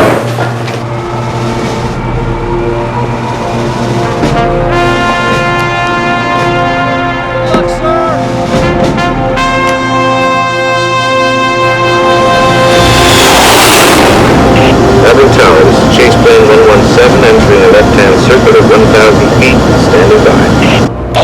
We'll read your chase plane. Carry on.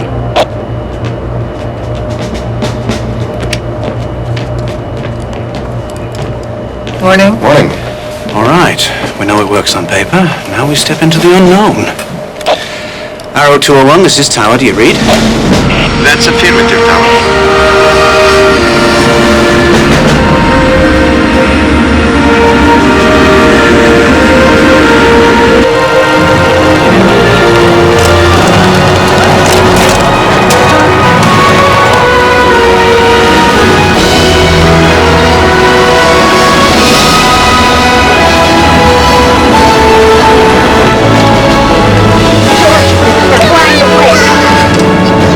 Hurry, honey, we're gonna see Daddy's plane fly! Finally getting it up!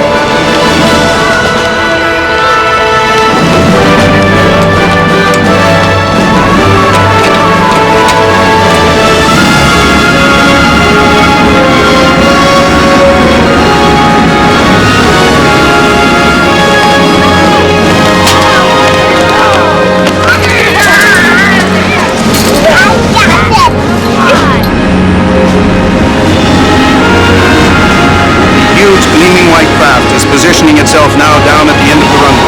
As pilot Jan Zurakowski runs through his checklist. Under the watchful eye of the men and women who built this, the world's most advanced jet fighter interceptor.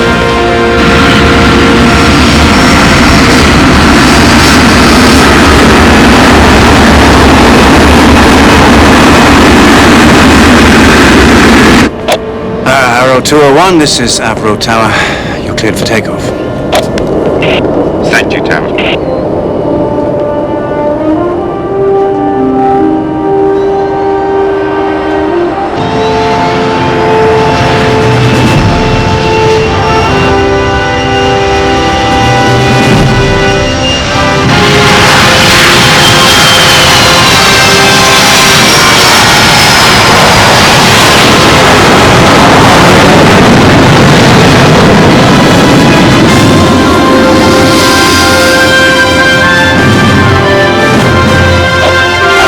This is Tower. How is it, Zora? Everything fine. We reached.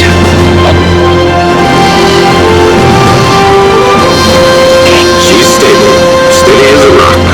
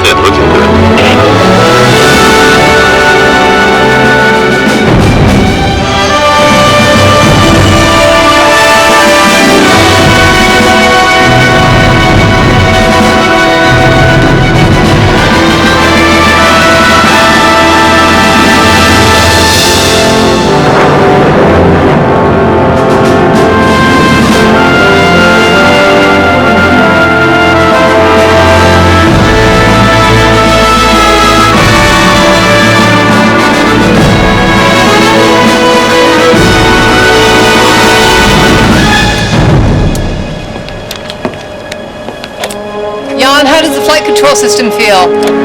Fine. Mach 0.75. Entering a crosswind lane. Everything fine.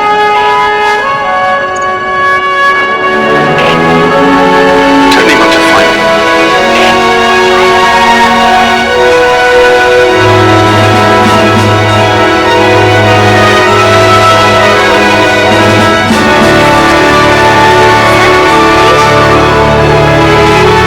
Setting up for touchdown. Gear is down and locked. Looking good.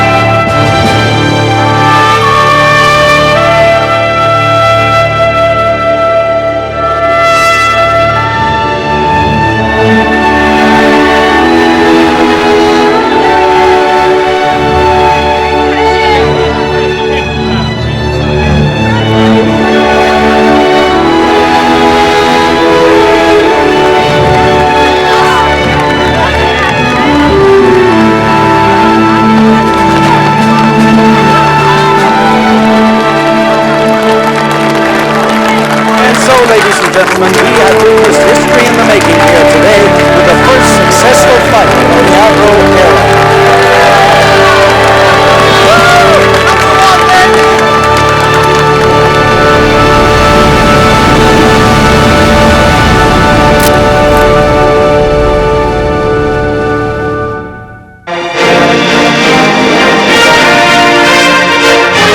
With the first 5 Arrows off the assembly line and flying with an almost flawless record of testing, everyone is eagerly anticipating a new generation of Arrows with the more powerful Canadian-designed and built Iroquois engines.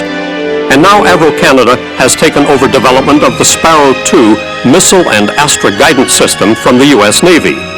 This weapons system is the most sophisticated in the world, and Avro engineers are solving the guidance problems that defeated the U.S. Navy engineers.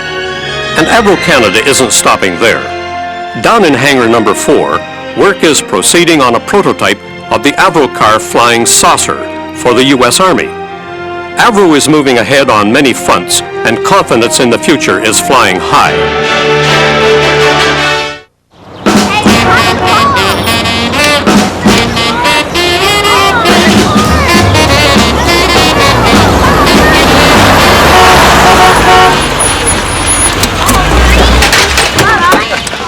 Hey, don't smudge it, huh? Ruby! Hey, Ruby! What do you think, hon? Biggest piece of sheet metal I ever saw that doesn't fly. Oh, it flies, baby. It flies real good. You can't afford this, Joe. Betsy was just fine. Did you sell some stocks? Didn't have to. Took out a loan. The bank just loves an employee of Avro Canada. Come on. Kiss?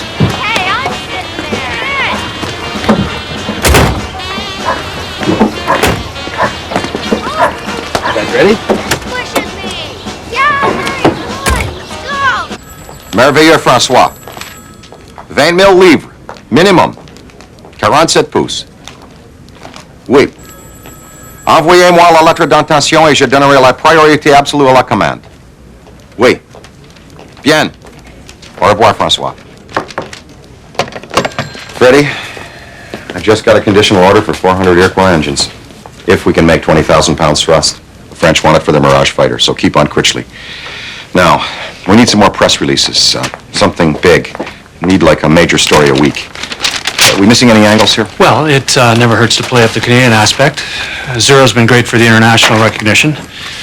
But we've got a Canadian plane, a Canadian engine, and I think it's time for a Canadian pilot. I know the Woodman would kill to get up there, and I bet we can get Colwood to do a feature story. All right, let's make Jack happy. All right.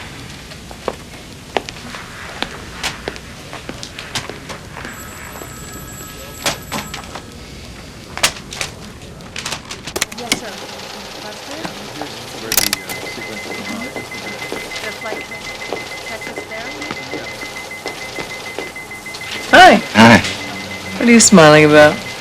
Gordon changed his mind. I'm going to do the next fight at 201. Congratulations, that's great. Thanks. So, can you put me through some sequences? Sure. Why don't I take you out for a drink after work? Celebrate. Great. I'll be right back. Okay.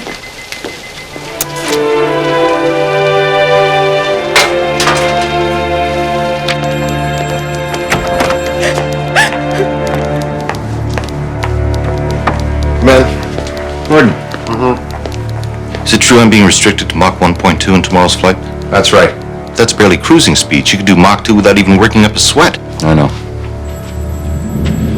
Look, we've got to start showing some numbers in this plane. If the chiefs of staff don't see performance soon, they're going to bury this program and buy missiles.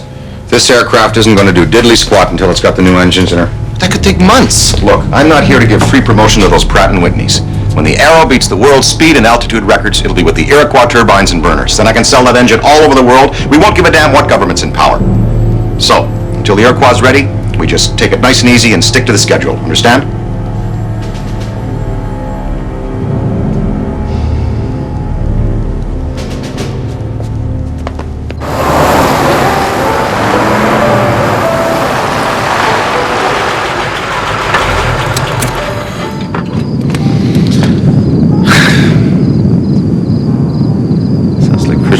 Europe off and running again. Doesn't bother your kids? No, they're Avro kids. They sleep better when the test engines are running. So do I, for that matter. Huh? That's the night shift shutting down. Lights go up, the water pressure goes down. Everybody's showering. And the traffic jams at shift change, they're just terrible. Nobody minds. This is Malton. It's the hottest little town in Canada right now. All the churches and houses and restaurants going up. All because of Avro.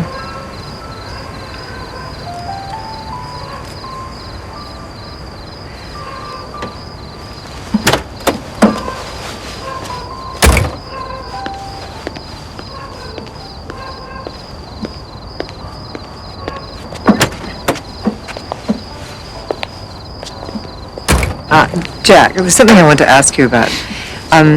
In terms of testing flight controls, it would be very useful for me to monitor the flight control system from the primary location. That way I can initiate direct analysis right at the source. What are you saying? You want to go up with me? But all your monitoring equipment's on the ground. That's true, but it's always better to collect data closer to the source. If you want to go up for a ride, why don't you just ask me? I want to go for a ride. I think we could work something out. Most people would be afraid. I'm not. You sure? I'm sure. You really want to put yourself in my hands? Thought they were supposed to be on the controls. Oh, there's no telling what might happen up there. I'll take my chances. So, I'll ask James to give me clearance for tomorrow's flight. Tomorrow? Why not? I hope this got nothing to do with the drinks. I thought you were beginning to like me.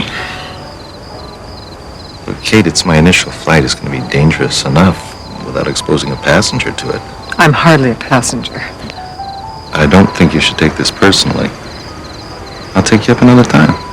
If I'm up there, it's going to speed up the testing process. I thought that's what you wanted. I'm sorry, Kate. I can't take you up this time.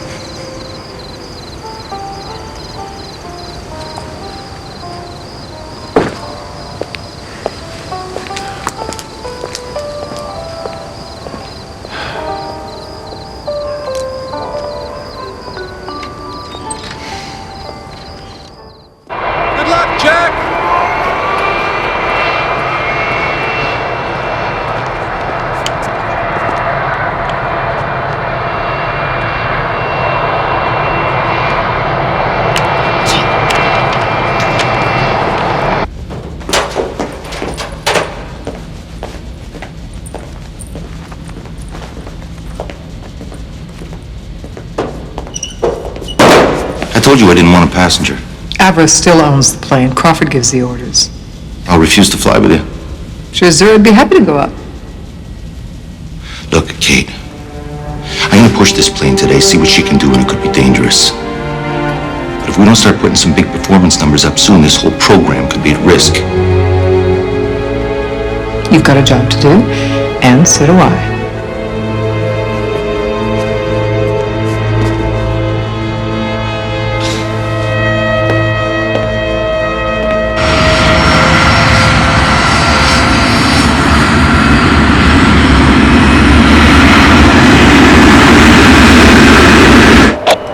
Arrow 201, this is Avro Tower. What is your status, please? Avro Tower, we're lit up, ready for takeoff in about 30 seconds. Flight plan calls for a straight route, Toronto to Kingston and return, ETA Toronto about 18 minutes out of dawn. Ready, Miss O'Hara? Ready, Mr. Woodman?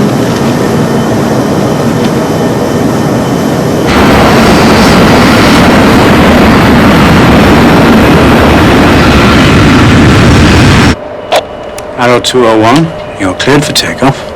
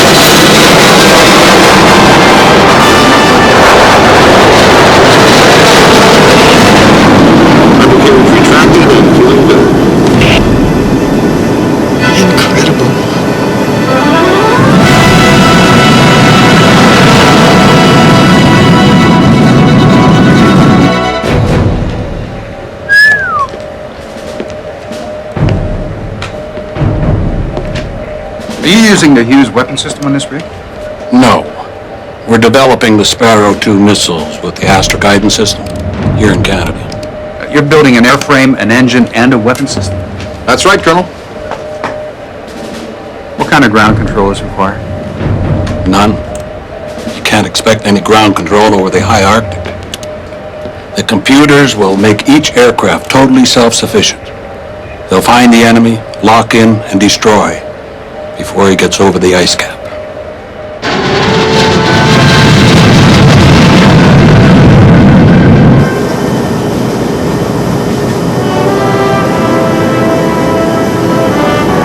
Controls very sensitive, very responsive.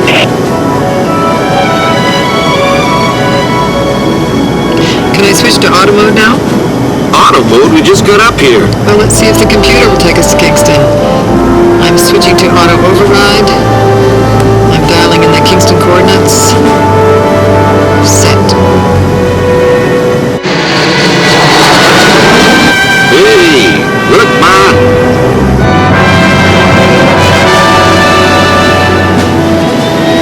201 at Mach point 7, increasing through Mach 1.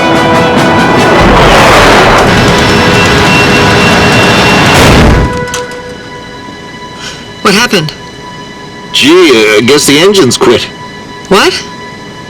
Kate, we broke the sound barrier. You can't hear them. Asshole.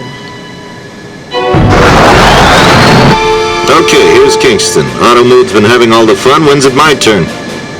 Just let me set the Toronto heading. 201, directly over Kingston Beacon, negotiating 180-degree standard turn, not to exceed 1.5 Gs.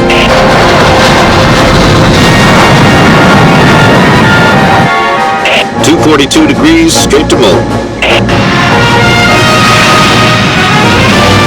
Okay, now I'm going to take over. Disengaging auto mode, manual override.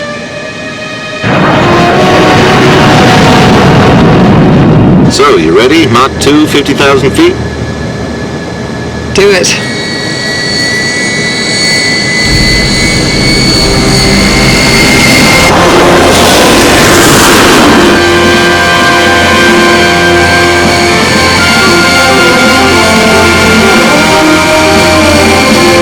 Arrow 201, Arrow 201, this is Avro Tower. Do you read? What is your position, please? Arrow 201, Arrow 201, this is Avro Tower. Please continue on course. Will do. Just going for a little altitude first. 3/4 throttle, still climbing and accelerating.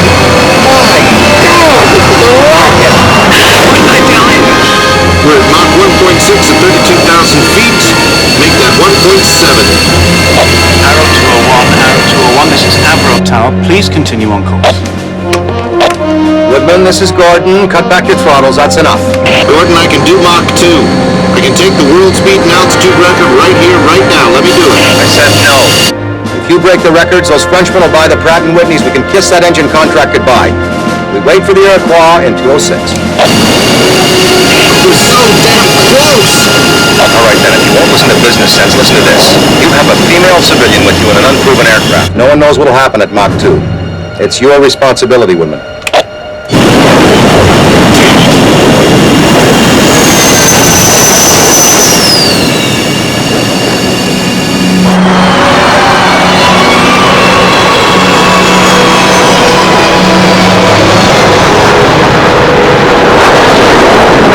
Mach 1.9 and a climb of 3/4 throttle. That's one incredible bird, Gordon. Congratulations. Thank you. Put down 25,000 feet, Mach 1.2. Well, we did 40,000 at 1.9. 25,000, 1.2. So, I can't believe the flight's almost over. Well, still got a little fuel left. Avro Tower. We'll limit speed and altitude, but request permission to extend this leg out over the lake. Engineer O'Hara has requested some tests in the flight control system.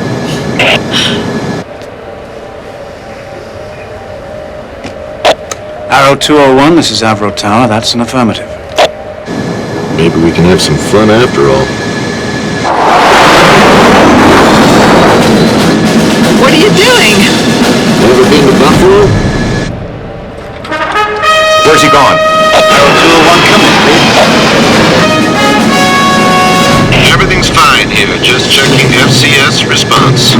Let's go wake up the Yanks over at Niagara Air Force Base.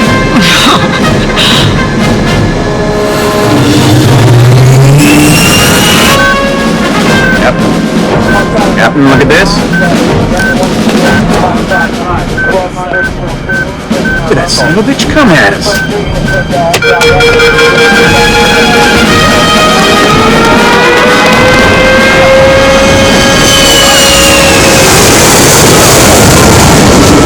What the hell was that?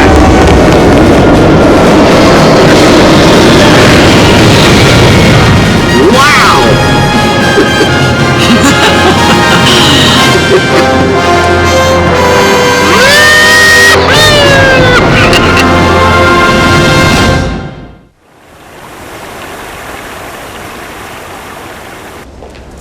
So as you can see, this Speed, altitude, practical design. I think anyone can appreciate the superiority of this Canadian aircraft. I've never seen anything like it. And I recommend strongly we purchase several squadrons with this aircraft when they become ready for service. Look, if we buy a Canadian aircraft for American defense, our own aircraft companies will start raving nuts, and so do the unions. The last thing they want is competition from up north butting into their markets. You know, this Arrow is supposed to be a top secret aircraft, yet the companies release scale model kits. Soviet agents are lining up at the toy stores. Sir, with all due respect, my priority is to provide my men with the best possible aircraft in the world. Why are the Canadians building military aircraft in the first place? I thought they built canoes. You know, they should have bought those surplus Beaumark missiles we were trying to sell them. Whatever happened to that deal? I'm telling you, we'd be fools not to have these aircraft for ourselves. It's not gonna happen, Colonel. There's something I'd like to ask you, sir, on another point of business. When is the CIA going to share open and frank information on this U-2 spy plane of yours? What spy plane? The sky is my territory. And sooner or later, you're going to have to deal with me. President Eisenhower has assured the United Nations there is no high-altitude American spy plane. I can only hope it's because he doesn't know. Are you going to brief me on the program or not? I can't help you, Colonel.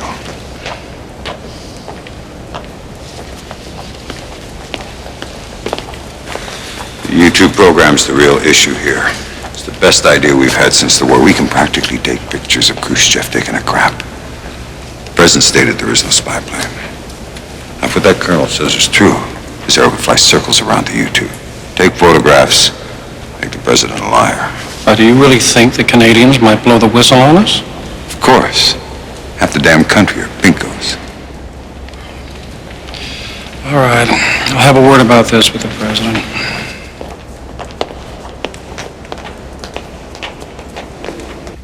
We're still waiting for your aircraft to achieve operational requirements. We have no doubt in the aircraft's abilities.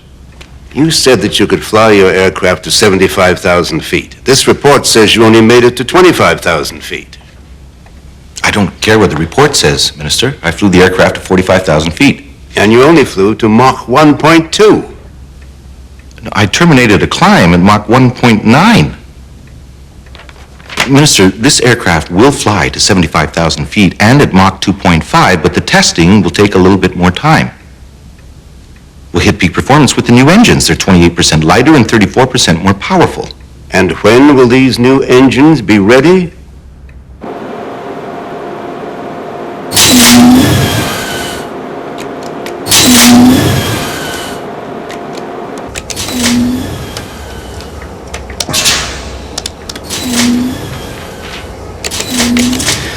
We'll get in there and find the problem. Are you ready? Can we bring in the press? Won't start. What? The damn engine won't start. Edward, they're out there waiting for you to deliver 20,000 pounds of thrust. I know. Sir? What? Maybe it's the new cowling. It could be reducing airflow to the vents. Well, get the bloody cowling off!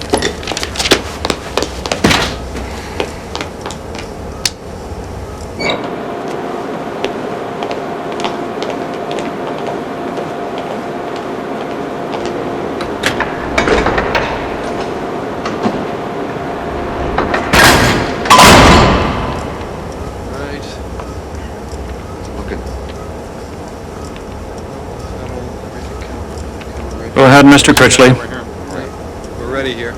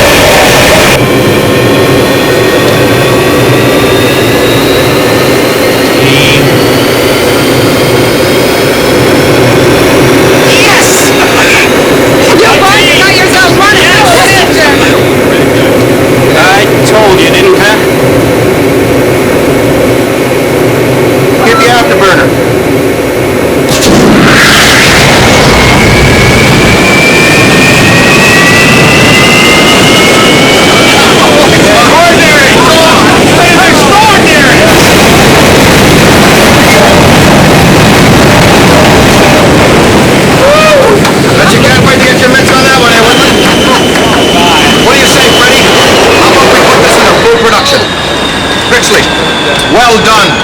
Now we'll see the real arrow fly. This way, gentlemen.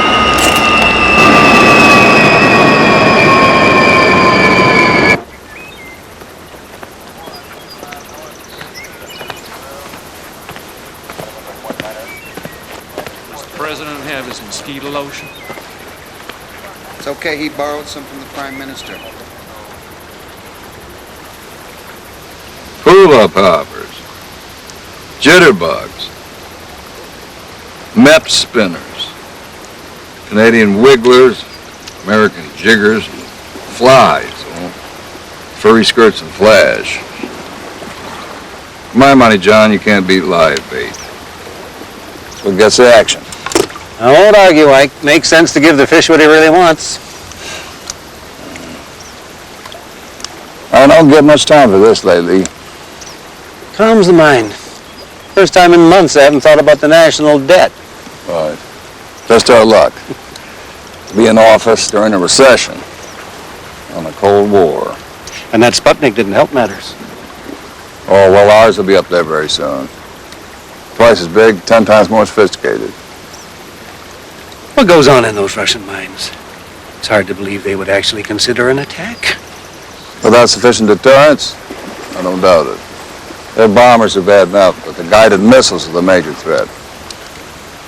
Have you thought about that defensive missile system we offered you? The Beaumark missiles?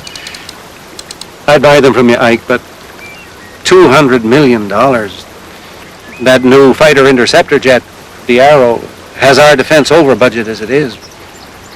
We could trade you some of those for the missiles. A fighter jet? Oh. We scrapped 2 of our own fighter programs. You scrapped them? Obsolete. Future's missiles, John, missiles. More dependable, cheaper, too. Of course, you're air chiefs. I won't tell you that. I won't admit that a cheap missile will do the job of manned aircraft. Put them out of a job. Let me tell you this, John.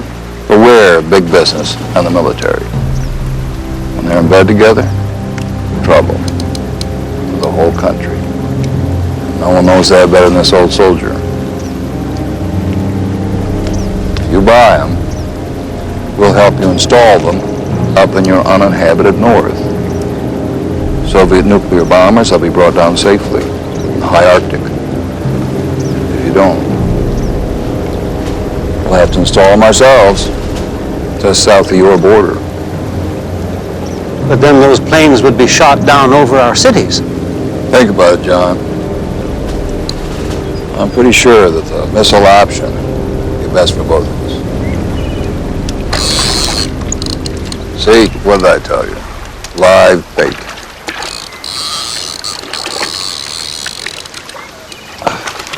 Well, the missile proposal is perfectly reasonable to me. What will that mean to our aero program? We can't afford both. No, I shouldn't think so. On that, I'm in full agreement. And the Americans' other proposal, this joint command idea. No, I don't know. Well, we do share a common objective with the Americans, the defense of North America. They're our allies, after all. But our foreign policies have never jibed. This is a domestic policy, General. So a lot of futuristic technology and job benefit of these planes.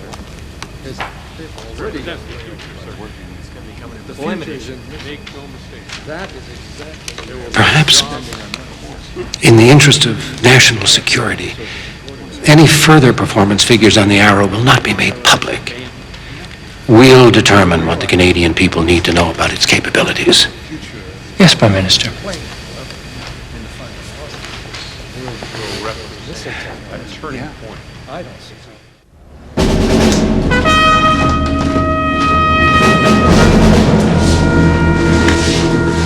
Prime Minister is about to announce that he's joined with Eisenhower to create the North American Air Defense Command, headed by General Seaforth. Seaforth? That means we'll be under American command. How could the chiefs of staff agree to that? Chiefs were not consulted. The Prime Minister is acting alone. There's more.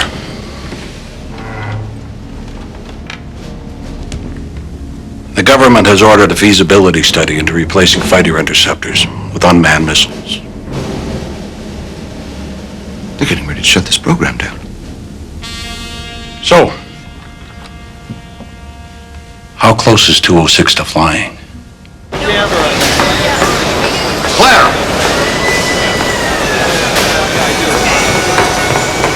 Claire, please come back here. Claire!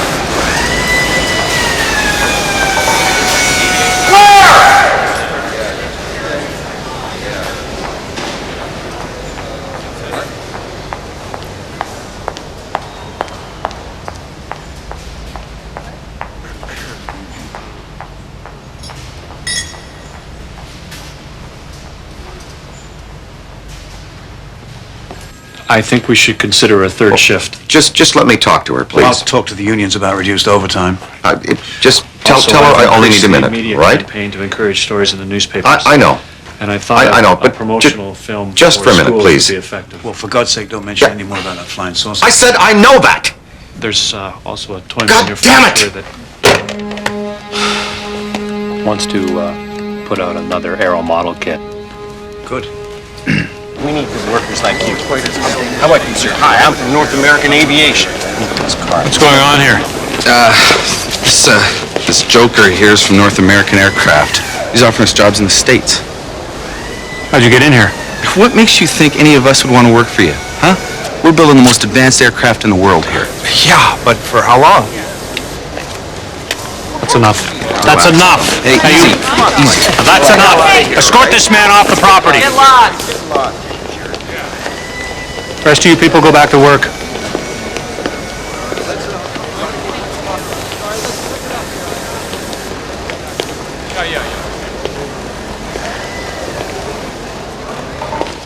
Oh, yes, I know.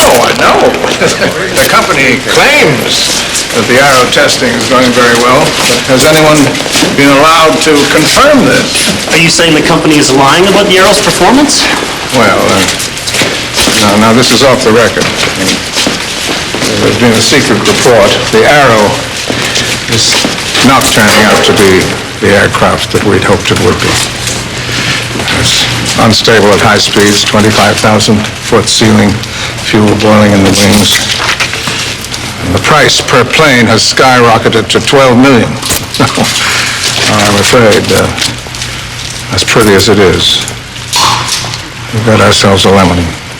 Tell us on the record. Yes, sir. What can we tell the Canadian public here? I want to know what is going on. Okay. Well, first, the Arrow is a liberal program. Conservatives would love to see it fail. Then there are the Americans. They'll have a hand in this somewhere. The aviation industry would never let them buy Arrows. So, if they can't have it, we can't have it either. Then there's Crawford Gordon. He's got enemies everywhere. They're all in control now. Plenty of long knives, and Gordon's their target. But what about the people? I mean, don't they understand what's going on? You have to write stories that let the public know what we're doing. The Arrow is a wonderful success. In this country, that's the problem, Kate. It's too much of a success. Well, this is a lie. Can't you dispute it? Well, give me something. All right. They're basing their $12 million figure on the entire program if we build 30 aircraft. If we build 100 as planned, the cost goes down to $4 million each. I mean, that's less than the F-104. Well, no one reads rebuttals. Look, right now, the Arrow being terrific is a non-story. Newspapers aren't interested in it. The Arrow is a lemon. Now, that's a fresh story. That's what sells newspapers these days. Even if we wanted to print a pro-Arrow story, the government has stopped us from printing performance numbers for security reasons. Well, what about a story about the workers and their families? The men on the line? I mean, you've done stuff like that before. What about the people who have devoted their lives to this company? They'll call it soft, but I can try. Thank you. What about when 206 flies and breaks every record? You gonna print that?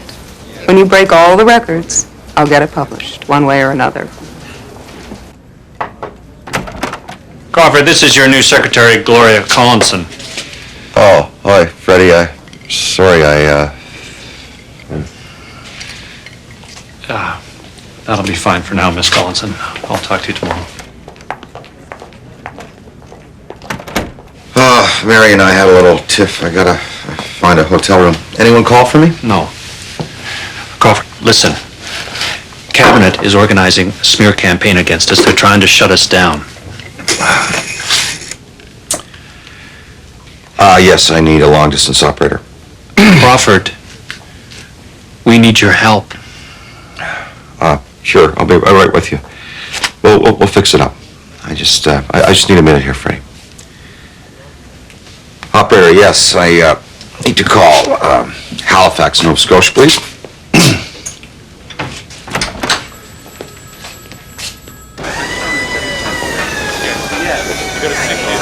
This engine doesn't fit.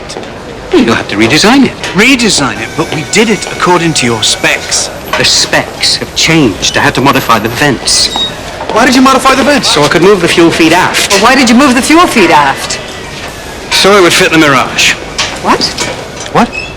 Gordon has sold the engine to the French. Now they'll fit. French? The hell with the French? Look, all you have to do for it to fit the Arrow is redesign the intake. But this is our engine. It's not your engine. It's my engine. Now, you better face it. It's your airframe that's getting the bad press. My engine has a better chance of surviving than your airframe, so you can damn well adapt for me. Never. Jim.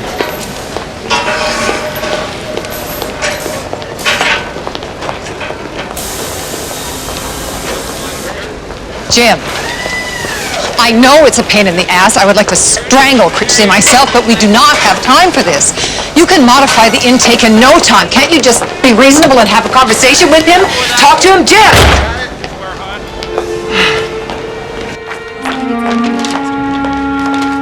Where's Crawford? Halifax. What? Halifax. Just trying to get Claire to come back.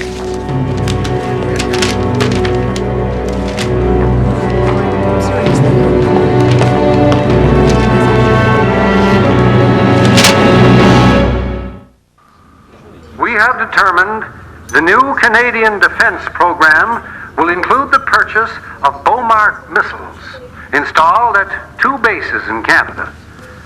As for the Avro Arrow program, the cost has tripled, and it is proving limited in performance. He's lying. We are canceling the development of the Astra and Sparrow II armament system, the cost of which has also been escalating. We will be making a final decision regarding the Arrow program shortly after our reassessment is complete in April.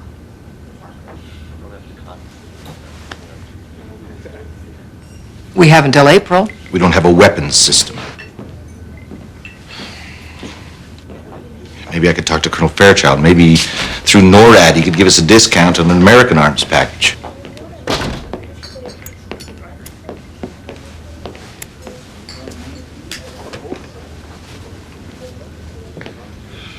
It's done? Not by a long shot. We're gonna fight this thing. No, I mean the plane is done. What? 206. I just finished it. It's ready for taxi trials. Fight what thing?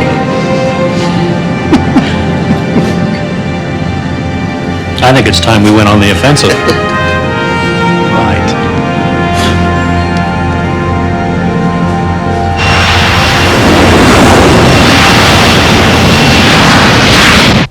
I'm telling you, I have flown this aircraft and it will meet all expectations. This secret cabinet report is all lies. Well, the real question remains.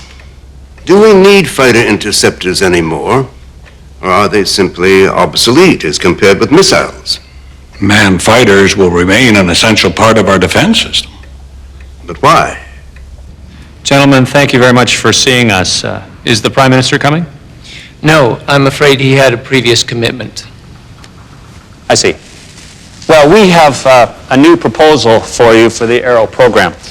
The United States Air Force has offered to pay the total price to arm each Arrow we produce under the NORAD agreement. Now that is $500,000 off the price of each aircraft. So therefore, if you will authorize the completion of 100 aircraft, Avro can guarantee a unit price of $3.5 million each, including fire control and armament, fully operational. It's all right there, fully guaranteed. We think it's very reasonable. Oh, do you? Well, that's most interesting. Carry on, Mr. Smythe, carry on. Thank you. Certainly much cheaper than the inferior American planes. And of course, 60% of all the money that is spent in Canada is reclaimed by the government in taxes. So you see, it makes all sorts of sense to Are you actually thinking, sir, of replacing fighters with missiles for the primary defense of Canada? Why not? The best defense system must bring a man into battle to analyze and act. A missile can't tell the difference between a Soviet bomber and a TCA passenger plane that's gone off course. You can't call a missile back. Do you want that responsibility? Well, surely there are safeguards against that sort of thing. Missiles will take 2 years to install and test. And the Soviet bombers are ready to strike now. We cannot defend our country, our continent, with a handful of untested missiles and our old CF-100s. We know, Lieutenant Woodman, but we've considered all that. All that will be taken care of. You see, for a transitional phase, the Americans have offered to defend Canadian soil. The Americans are going to defend us? Are we going to have a country here, sir, or give up and just be the 49th state? if not the 100 aircraft, I suppose we could simply finish the 37 that are currently on the assembly line. It would be much cheaper for the government to finish these aircraft and put them into service than to pay the contract termination penalties to Avro. Now, this would allow us to keep our design team together to look for other projects. And by the time that those 37 fly, I'm sure there'll be plenty of other opportunities to Gentlemen, we have created the finest aircraft team in the world. We have done what they said was impossible. The files, they're full of applications from the best engineers at Boeing, Lockheed, Douglas, Glosters. And they would all feel privileged to work with Avro. Having the Arrow means that Canada is being recognized as a power among the nations of the world. We have a contract for 400 Iroquois engines with France. We have the development of civilian aircraft, nuclear power, a monorail train that will circle the city of Toronto. We are currently developing a flying saucer for the U.S. Army. With this amazing team, I think it would be crazy for you to... Mr. Smythe, we asked you some time ago to consider less highly technical work that Avro might do if the Arrow was no longer in production, such as perhaps the manufacturing of products more practical to Canada's needs, as in, well, let's say, aluminum boats or home appliances, even cookware. Cookware. Cookware.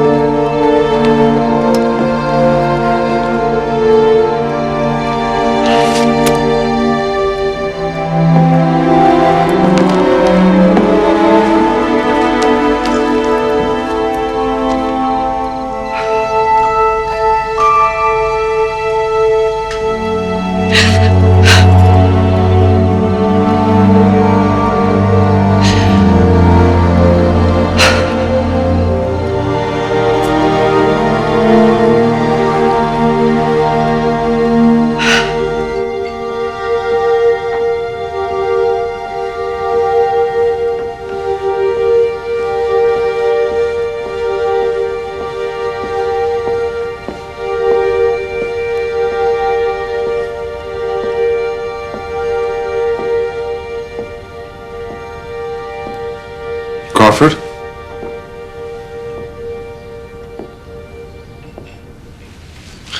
I had to look all over for you.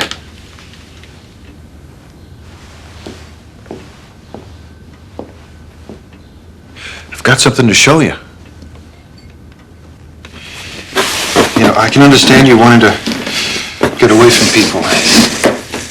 I like to do that too. Now here is the Mark III, high altitude.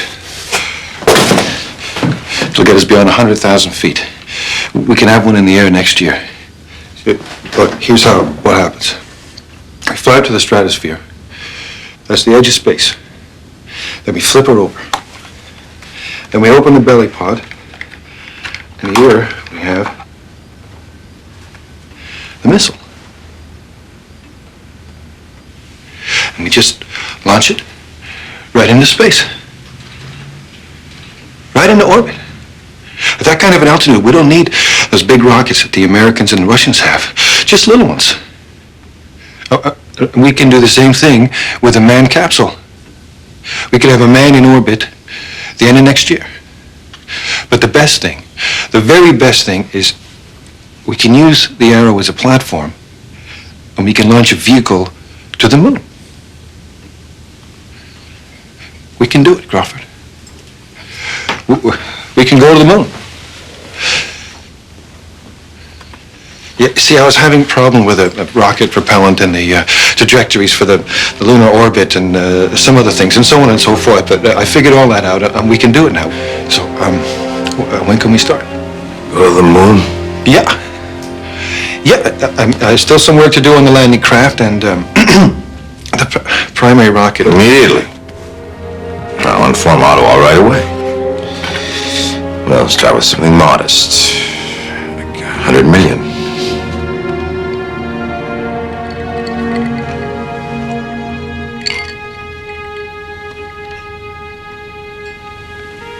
Don't you remember what you said?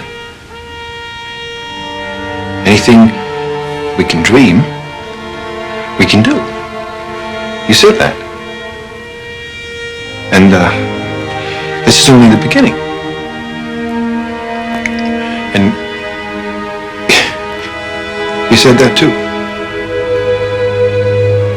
This is only the beginning. Only the beginning.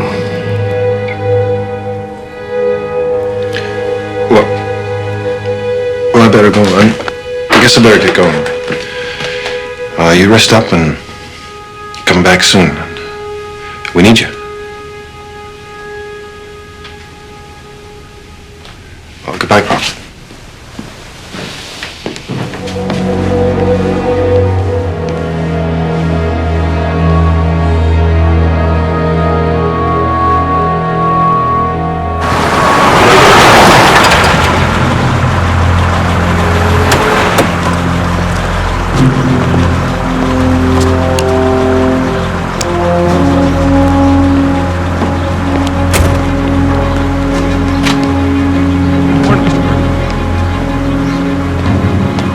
Morning.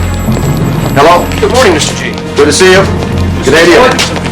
James, great to see you again, sir. Tell the boys in assembly. I don't know why. There's everybody on the show. Good morning, Kate. Crawford, we were just discussing Cabinet's decision to go ahead with the Beaumont missile purchase. Yes, but remember, Freddie, governments come and go. Avro is here to stay. I said the future is unlimited. We're not going to let some gang in Ottawa destroy what we created. Now, all right, there's a lot to do. What is the status on number 206? Well, we should be able to get her in the air in a couple of days. Good. You and Jim make sure that happens. Kate, I want you to go and see your friend June and coordinate a formal press campaign based upon the records that number 206 is about to break. Freddie, we need to organize a team to put together a new documentary about the development of the Arrow with all the advanced technology stuff. Models, first flight, chase plane footage, interviews, speculations on the future. I want it to air on CBC 2 Sundays from now. As soon as you organize that documentary team, pack your bag and come with me. Well, Crawford, where are we going? Somebody's got to take on that son of a bitch in Ottawa, and I'm just the one to do it.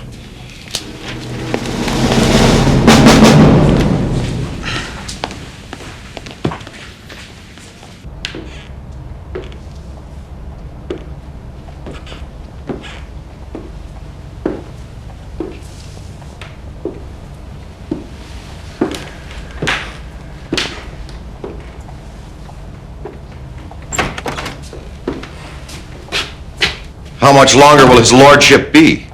Prime Minister is on the telephone with the President of the United States. Oh, well, we wouldn't want to disturb them, would we?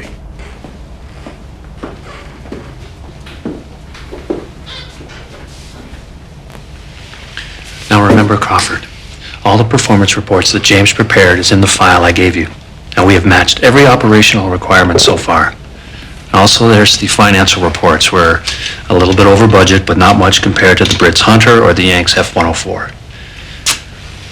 Crawford, you need to give him the employment numbers.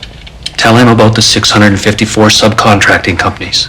Tell him about the international patents that'll bring in millions. Yeah. Point out to him that 60% of all funds that are spent in this country are returned to the government in taxes. Talk about the passenger aircraft, the commuter transit, the monorail system, the space program. It's all in the file. Don't worry. We'll have a good little chat. I know. Now, where's the file I gave you? Oh, damn. I must have left it on the train.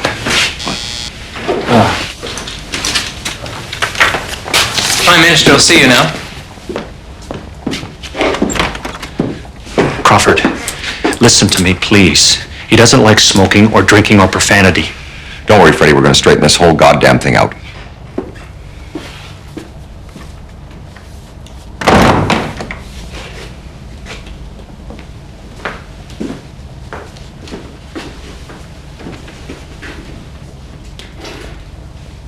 You cannot shut down the goddamn third largest employer in Canada. I will not let you.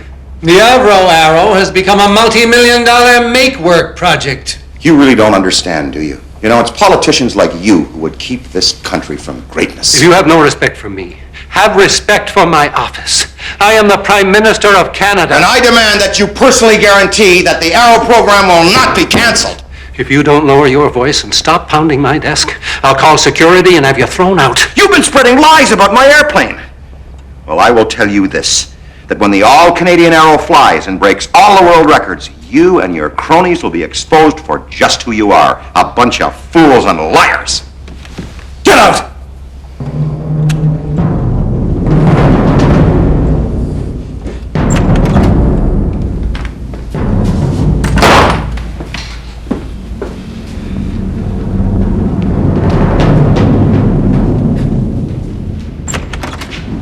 Goodbye, Mr. Gordon.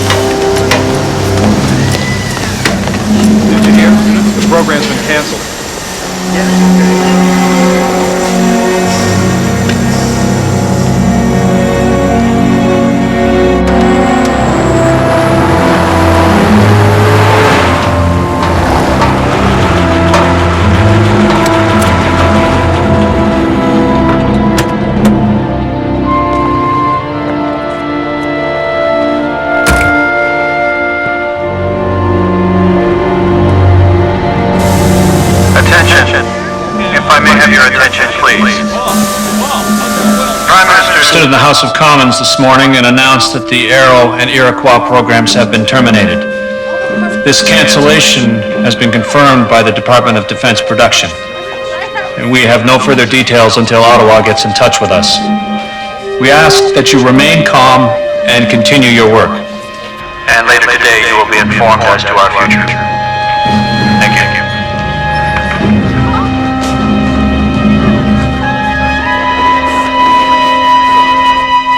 So they want to fight, do they? Well, so be it. I'll fire everybody. Let's see what Diefenbaker says to that. Robert, that's 14,000 people, 35,000 in the support companies. You just can't fire 50,000 people in a day. Don't you see, Freddie? The fool will be forced to reinstate the program. We can find other projects, other contracts. What the hell is going on? They gave us till April. To change their minds. Let me take up 206. Just let me try around. I'll take the damn thing out over the lake and ditch it so they don't impound it. No. Now just cool down, Jack. Let's find out exactly what this means before we do anything crazy. May I have your attention, please? Federal government has instructed us to cease all work on the programs. There was no advance notice. Therefore, the company has no choice but to terminate the employment of all Avro and Iroquois workers until we assess the impact of the Prime Minister's orders. Everyone must now leave the plant.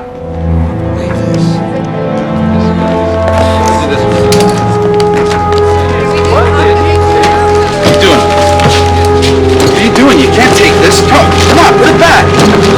Put it back. North American Aviation. We've got a job for you in California. How about you, sir? Hi, I'm from North American Aviation. We've got jobs for Boys, let me offer you a card. Boeing Aircraft make the finest planes in America. We need some workers for our city. Traitor. Screw you. I'm going to California. You're a quitter. That's all you are. You're just a quitter and a traitor. That's it. A quitter and a traitor. That's all you're ever going to be. They did what? We'll offer to buy any that are operational. To hell with orders.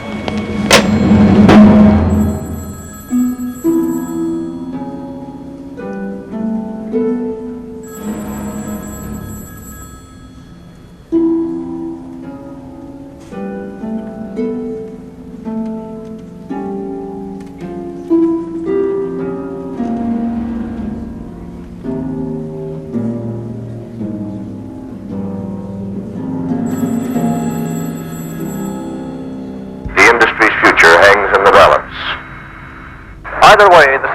demonstrates how much aircraft production depends on government policy. The industry is trying to ease that dependency, but there's little chance of maintaining its present size with commercial orders. Avro, in particular, has not. Work went on until the last shift. In fact, it was almost time for the final whistle when the 15,000-odd employees of Avro and Orenda were told not to return. These men had taken a natural pride in using the Arrow, undoubtedly the greatest achievement in Canadian aviation. Only a few will return to the final cleanup tomorrow, exactly 50 years from the day when the Silver Dart flew, and Canada embarked on the air age. Now, the outlook is ominous, not only for Avro, but the industry as a whole. The government says plainly that a nation of 17 million can afford to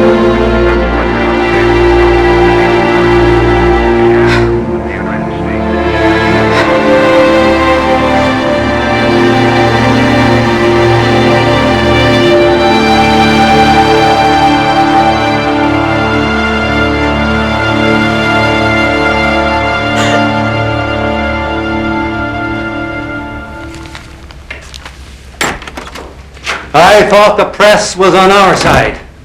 He's firing thousands. I don't think we have a choice, Mr. Prime Minister. For now, we'll have to reinstate the program. He's told me this was what the public wanted, to cut liberal programs and balance the budget. Well, it's too late now. We can't show weakness. We have made a decision and we can't go back. The workers are all my constituents. They'll throw me out of office. Don't worry, John. We'll always make a place for you in the party. Prime Minister, the United States Air Force wants to buy all completed aircraft with parts. American General Electric has made the same offer, as has the British government. They want them? But the President told me manned aircraft were obsolete. The French government wants to know if they can still expect delivery of 400 Iroquois engines next year for use in their new Mirage fighters. If other countries buy it, we'll look like fools. So what do we tell them? No. No to all of them.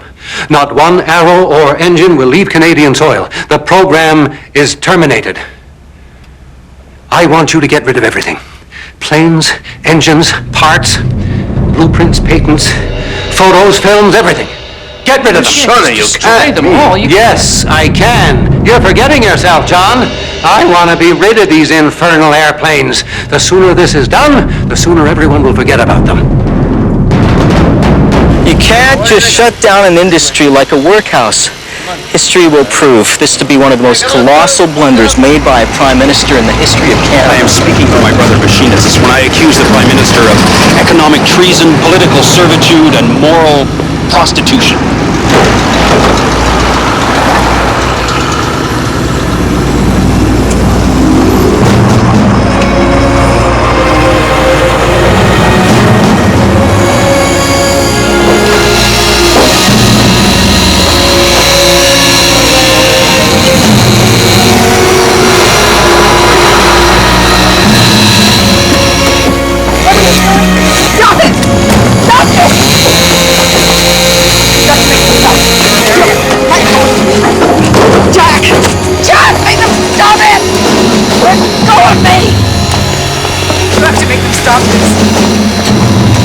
What the hell's going on?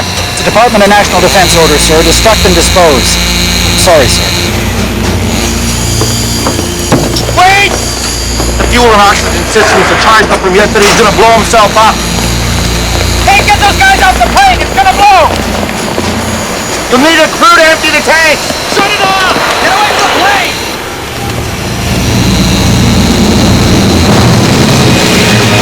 This is restricted airspace, you know, I could lose my license. Come on, right over top!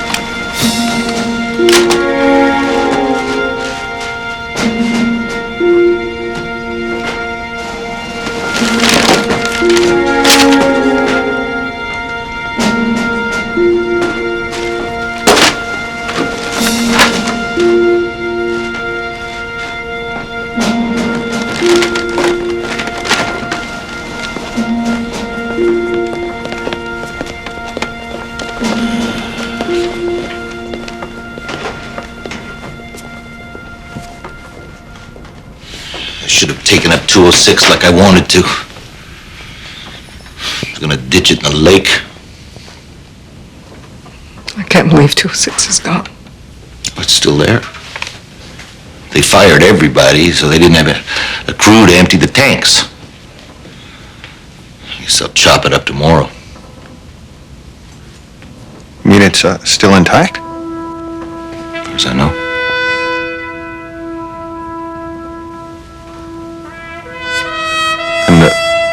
And it's outside? Fueled up? Yeah.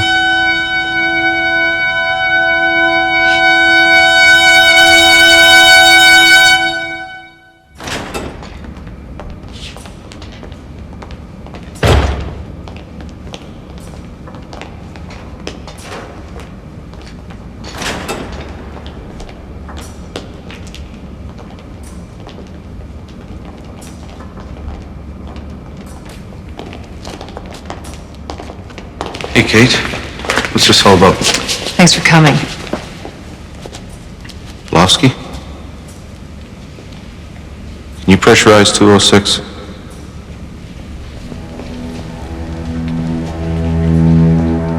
You bet I can. I want to come with you. Are you sure?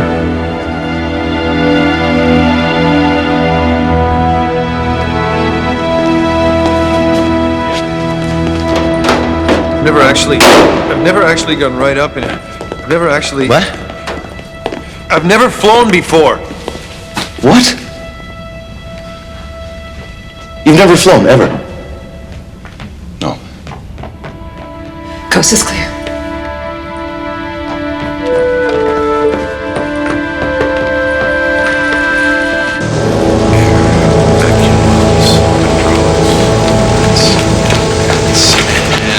That's it. We are done. This is all yours, sir. Jim, you go on up. Good luck. Thank you very much. Good luck, Flight Lieutenant Woodman. Thank you, Engineer O'Hara.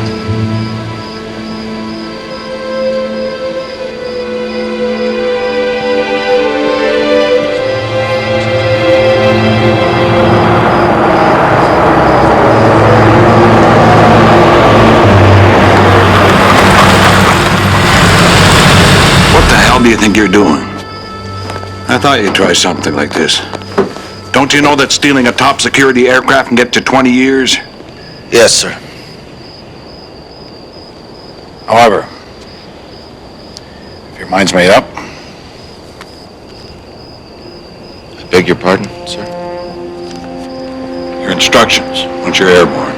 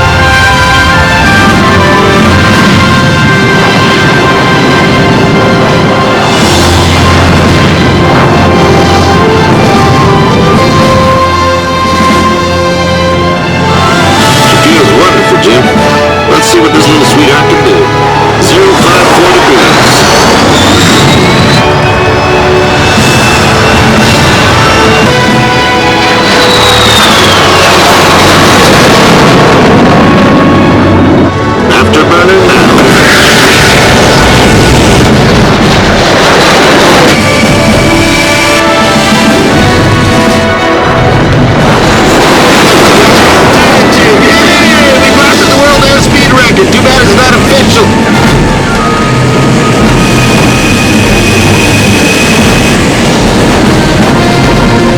There we go, past the RCAF speed requirements.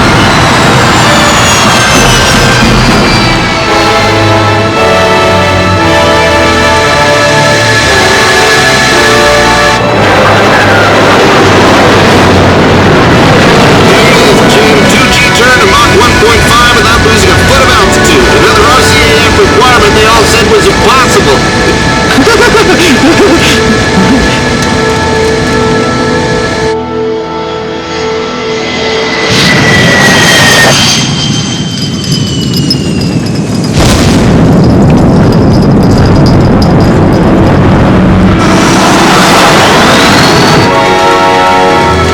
Okay, now what did the secret cabinet report say? Ceiling of 25,000 feet? I don't think so.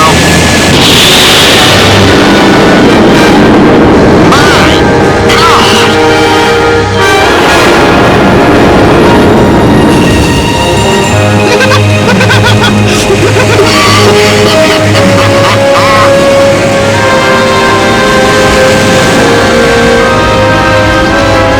Lost our air, but check one world record.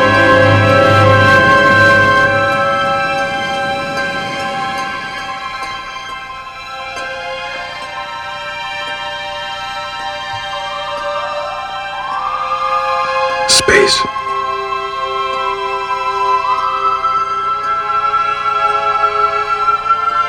That's right, Jim. We're touching it.